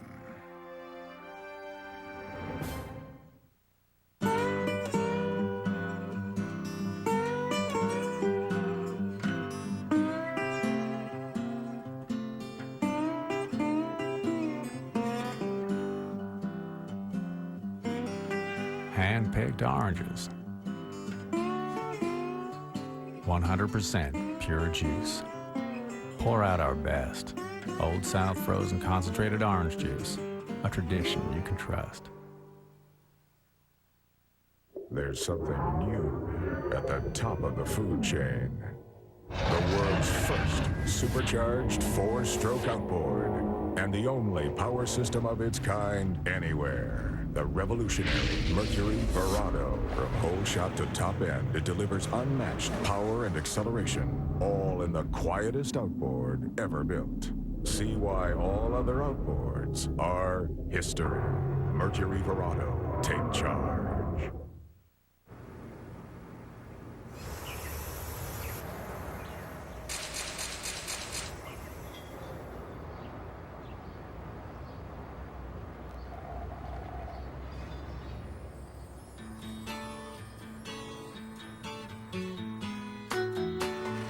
Nothing says summer like Tim Hortons Ice Cap. totally creamy, totally cool. Try it with 2% or chocolate milk. Just $1.79.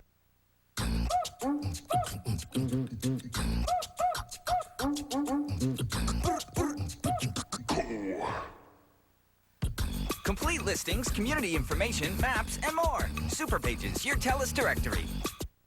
There's something new at the top of the food chain.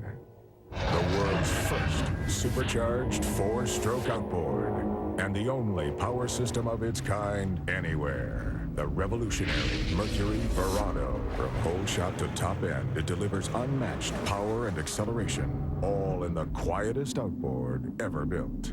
See why all other outboards are history.